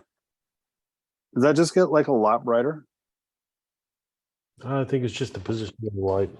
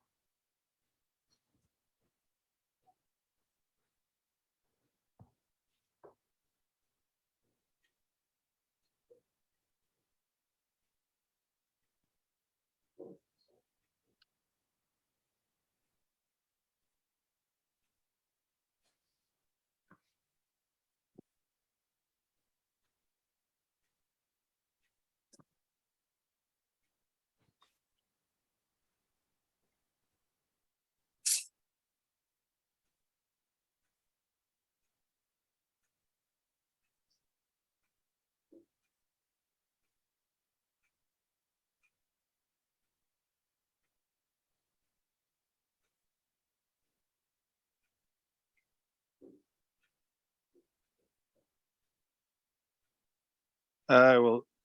I'm crying foul on the camera. This looks so much better in person. We'll get there though. So this one, I think I'm gonna like leave. To my eye right now, this looks lighter than it needs to be. I'm gonna prep it out to actually put maybe some pigments and some dyes on there. So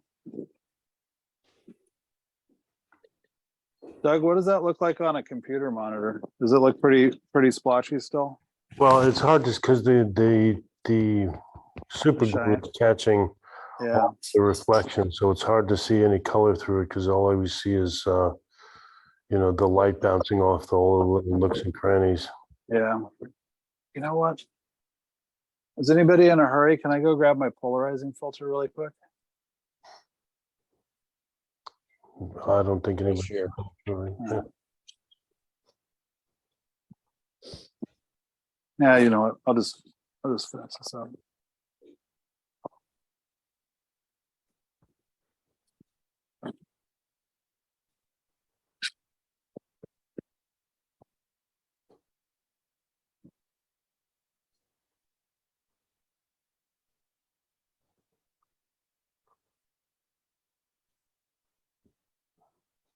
You're hitting that with more with clear. Yeah, just clear fill and finish, medium.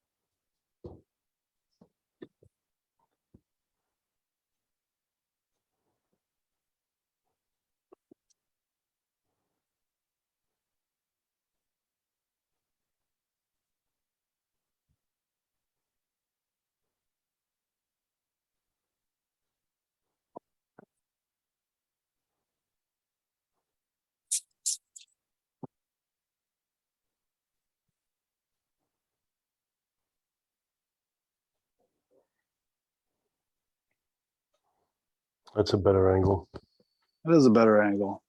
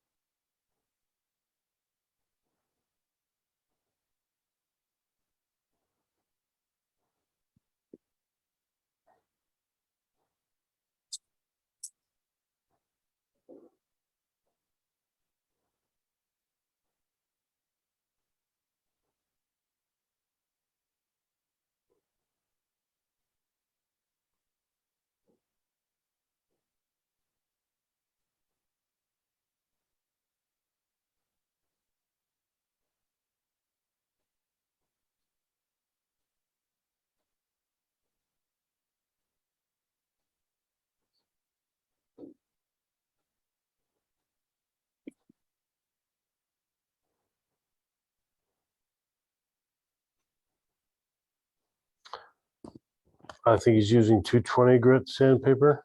Yep, 220 on plexi. Is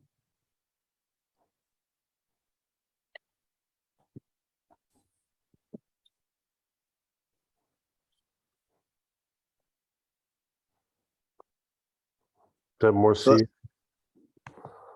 Or what are you hitting it with? Is that naphtha? That's just naphtha, yeah.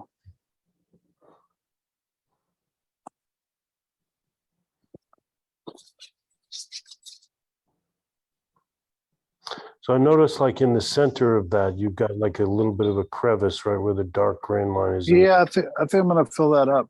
You know, I'm gonna just put a little bit of Before you start painting on that, you would want to get that like pretty much pretty flat. level, yeah. Yeah. Yeah.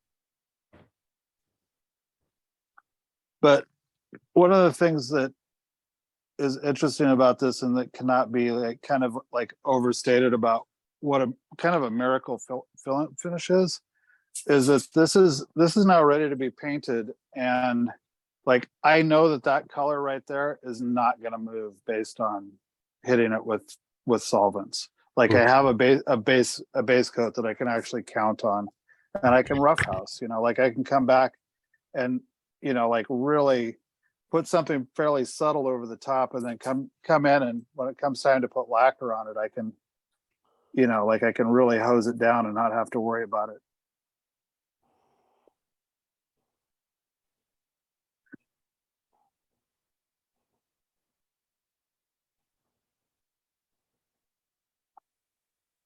That fill and finish works under lacquer. I don't know if anybody has ever used any of the other CAs that are really hard under lacquer, but one of the main problems is it always just kind of like, it's almost like the lacquer kind of just refuses to stick to it and kind of rolls around on it and then kind of like hardens.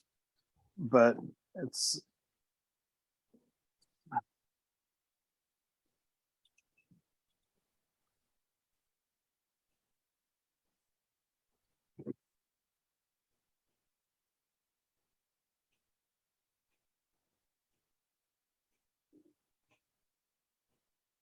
this is really hard to do with a camera in the way, by the way. Mm-hmm.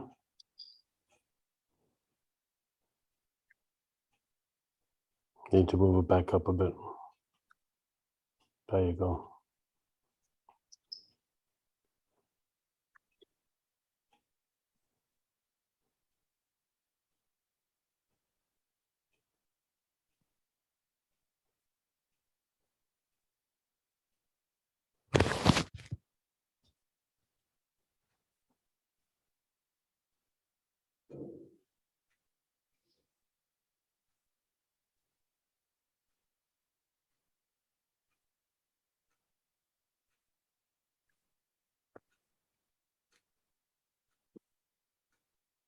Okay.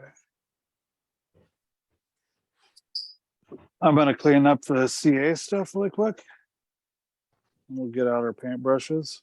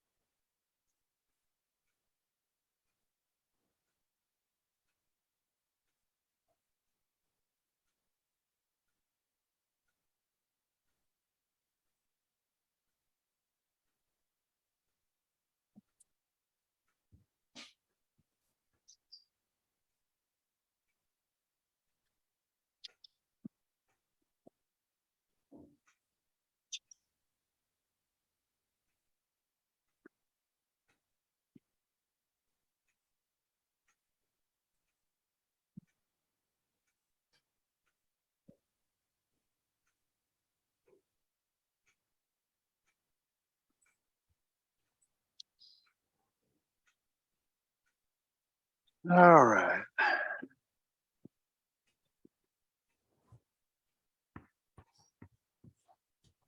So now you're what, switching your medium? Yeah, I think I'm going to paint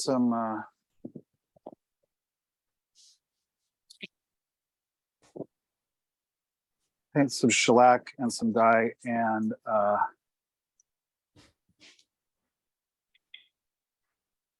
so we're a little bit light, and honestly maybe not quite red enough, I would think. Yeah, I was gonna say it was looking a little yellow. It's hard to imagine, but also there's just some edging to do. I'm going to start by cutting some. I got some really cheap paintbrushes, by the way. The last paintbrushes I got from Amazon were just trash, but it's what I got. So I just went through and cut like a mess of the bristles off. Actually, why don't we back up here for just a second?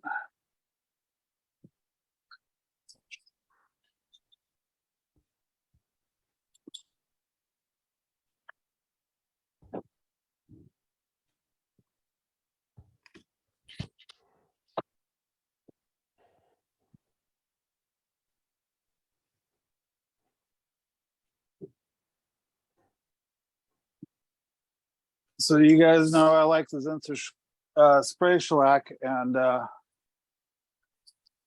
show you why, which is that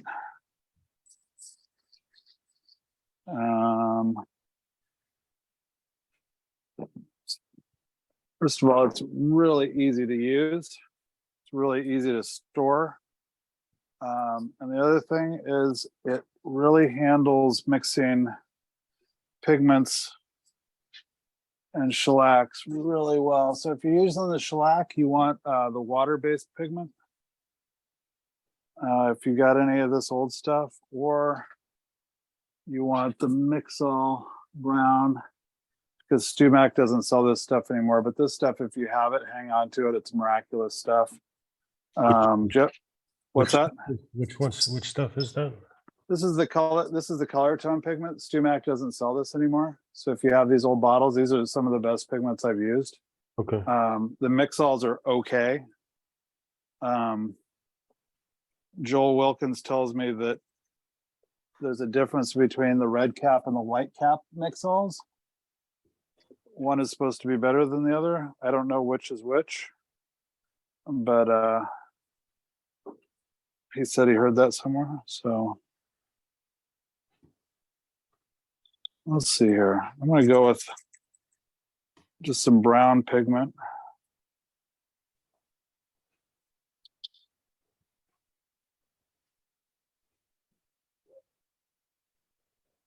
So brown pigment about like yo. And then I'm going to throw in just a microskosh of color tone red mahogany for the red. We have a question from Brian Paris. How do you rejuvenate those old color tone pigments? I've got a few, but some have gotten thick. So that's a good question for Jeff Jewett. I talked to Jeff and he said just put lacquer thinner in it, I think, but I'm not 100% sure. And I don't know if that holds true for the water-based stuff. I don't think you want to put it in for the water-based pigments.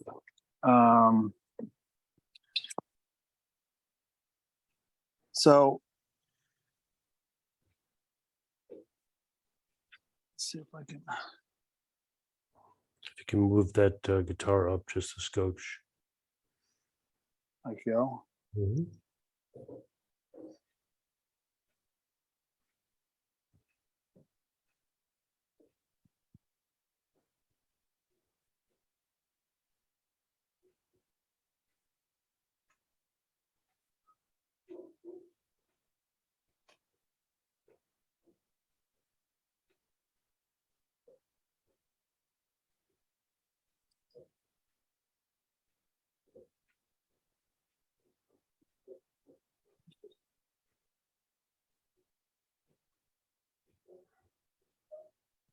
So I'm staying off of those grain lines that I painted in. Pretty much, I like how dark, or cut in, I should say. I like how dark those are.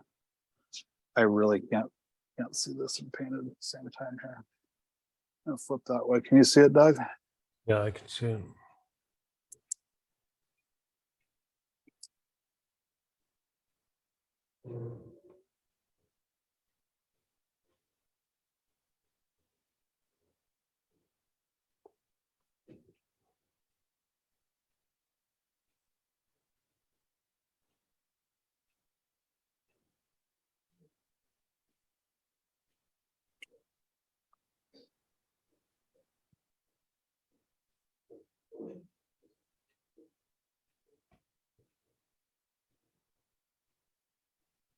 If you could drop it a little bit, you're moved way off camera.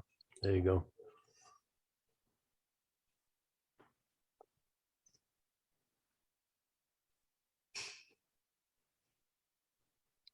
So the nice thing about having this fill and finish base coat too is like, boy, I can really probably just take, if I don't like what I'm painting there, I can probably take and just wipe it right off with alcohol, and I'm not going to touch the fill and finish, and I can start right back over again. You want to be careful because if you paint outside the lines, you're kind of hosed.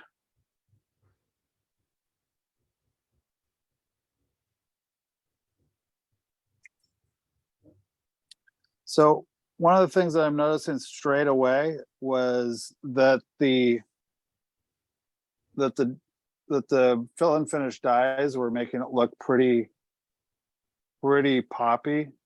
And coming back with the pigments, I've flattened that out a little bit again. I don't know if you can see, but it's starting to like roll around with the wood and not look so translucent and so deep. It's blocking off a little bit of that depth. I can see the difference.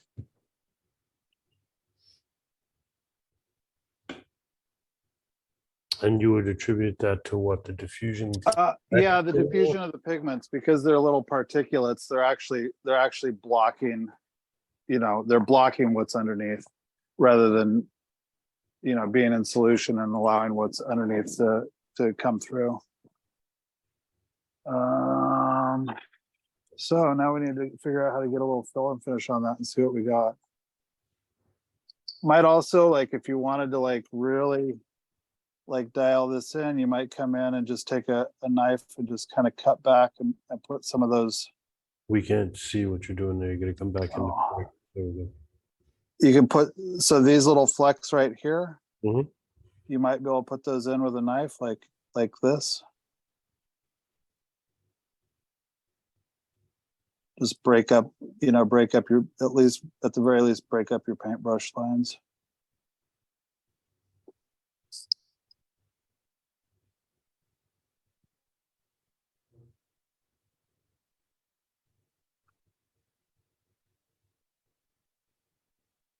Now, at this point, when you're dealing with shellac, you should easily be able to douse that with some naphtha to see where you're at before. Yeah, I want to let that shellac go off just maybe 2 more seconds. But I don't know if you can see this, but I didn't do any paint. Oops. I didn't do any painting here. I was pretty satisfied with how these dark lines were looking. Mhm.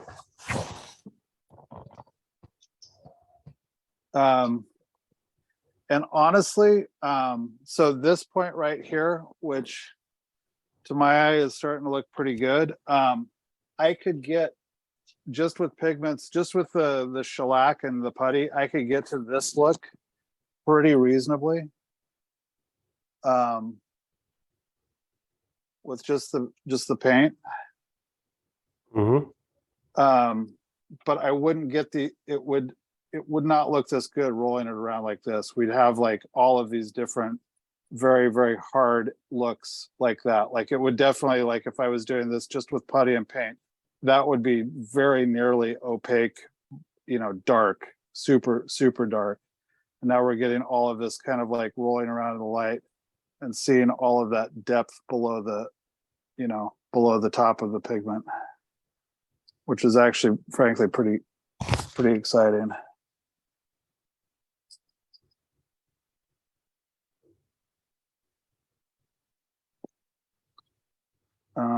So with that, It's looking really good. so this is another time where you start thinking about like playing the ball where it lies too. We're gonna have a ferrule in here. How far is it gonna come out? Do I really need to screw with that little bit that's irritating me right there? We're gonna have a ferrule here. Might be a good point to put that stuff on and kind of see. I have a feeling also, if you don't like, how your grains are working out now, you could probably cut into this. You got to come back up. And then go back with your dark brown graining stuff and just put more cut lines in there. Yeah. But here, let's see if we can get a little fill and finish over that. Ian, I'm sorry, I thought you said you were going to use glass bubbles or balloons, whatever they're called. Did I miss that? Oh, Or no, did you do it? no. That I was just saying, like, kind of the concept that Oh, they're okay. going for with that is kind of what I'm doing with the fill and finish. Yeah. Have you used those balloons in guitar repair? I dabbled with them a little bit. I couldn't really make them work.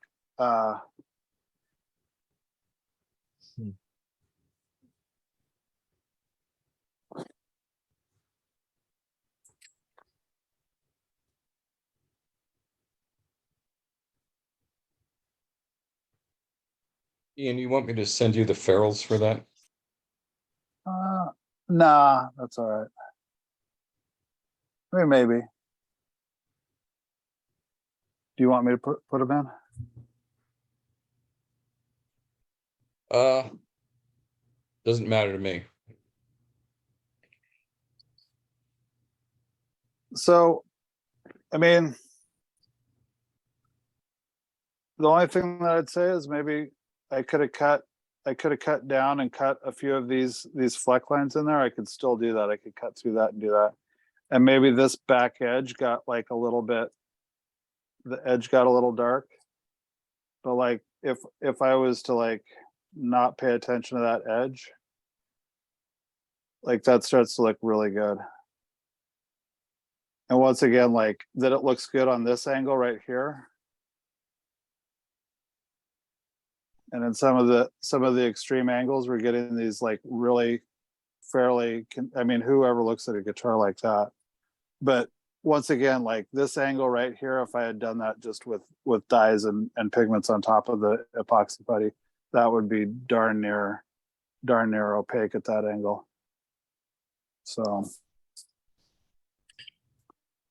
anywho, how long we been at this? Almost 2 hours now. Jeez, Doug. 2 hours and 5 minutes. Yeah, is that enough? I could watch you work all day. Can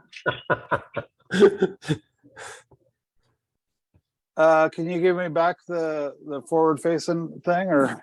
Yes.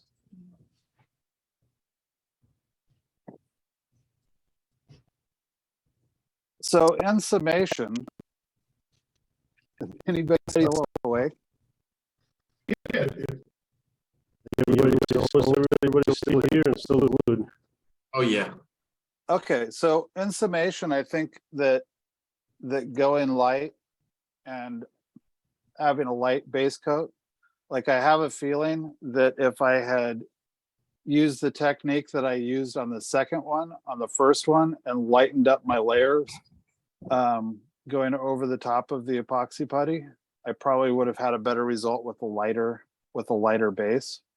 But I think that when I go back and I redo the first one, which I'm gonna do, I'm gonna lighten up the base coat. I'm gonna lighten up my my layers, and then and then definitely leave myself room to paint some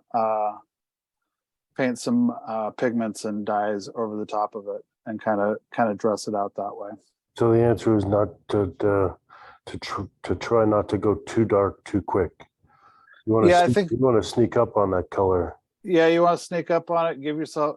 I don't think there's anything wrong with like adding just a little bit of pigments over the top of it. Matter of fact, to my eye, having that little bit of diffusion with the pigments at the end really helped.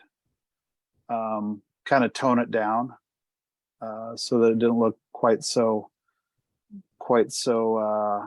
poppy. I don't know how to describe it, but definitely, like, the color of the rosewood is not that shimmery. You know, that's a pretty flat looking rosewood, and adding that pigment at the end seemed to help. So anyway, any before I let everybody go, any questions about this?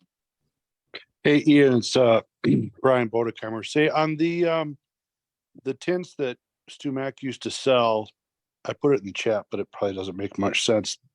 Those colors are not proprietary to Stu Mack. Stu Mack, obviously. And originally it was a company called Degussa, and they got bought out by Avantech, but they had colored lines that started with 3 digits. 824 was oil and lacquer, 844 was lacquer, 888 was water base, and 896 I think was urethane. And so if you find a place that has tints and you can bug them to the point of seeing a data sheet and you see 844, you know that that's that same formula, because this is a formula that's used globally. So I don't know what the answer is. It's a real bummer that Stumac stopped selling that stuff. So but my understanding was Stumac stopped selling them because Jeff Jewett stopped selling it. yeah, that so makes sense. in addition to them getting their dyes from Jeff, they were also getting their pigments. Jeff says you can get this from Mohawk. I forget what he said, what it was, but they're in Mohawk will only sell you like, you know, like just a gigunda amount. But Brian, the thing about this is these pigments go to opacity so fast. Right. Like you have to use very little of it to go to opacity. And yeah, I've been using them for years. I mean, I still have cans of Degussa at the college. Yeah. So yeah, that's tough when they want to sell it. And Mohawk has 2 different color tint lines, their expert line of colorants. I mean, all this stuff has gone up in price, but I don't know if their regular line of liquid tints is the same Degussa Avantech formula, and I wouldn't be surprised if it was, but I just thought I would put it out there because I've gone to the local Sherwin-Williams and been able to buy tints from them just because they know me and they'll be willing to do that. Not everybody will, but I guess if you can just key in on that 844 or 824 or 888 number on any of the data sheets or safety data sheets, then you can know kind of what you're getting. Cool. All right. Well, thank you for that, Brian. Anybody else have anything? Thanks so much, Ian, for agreeing to take this on. Yeah, and I'll get that other spot going, and we'll get some lacquer on there and get it ready to go. Okay, no rush. Don't ever say that to me. So are you going to post pictures of this when it's all done? Yeah, I think I'll go ahead and once I get done. I don't have any really good before pictures. I do have some good before pictures, but yeah, I'll go ahead and send me the tuners and the ferrules, and I'll pop them on for the after pictures once we get it going. Will do. All right, everybody, have a good rest of your night, and Doug, thanks for playing TV studio guy. Okay. Thank you. Take it easy, guys. Bye-bye. Thanks, Ian. Cheers, man.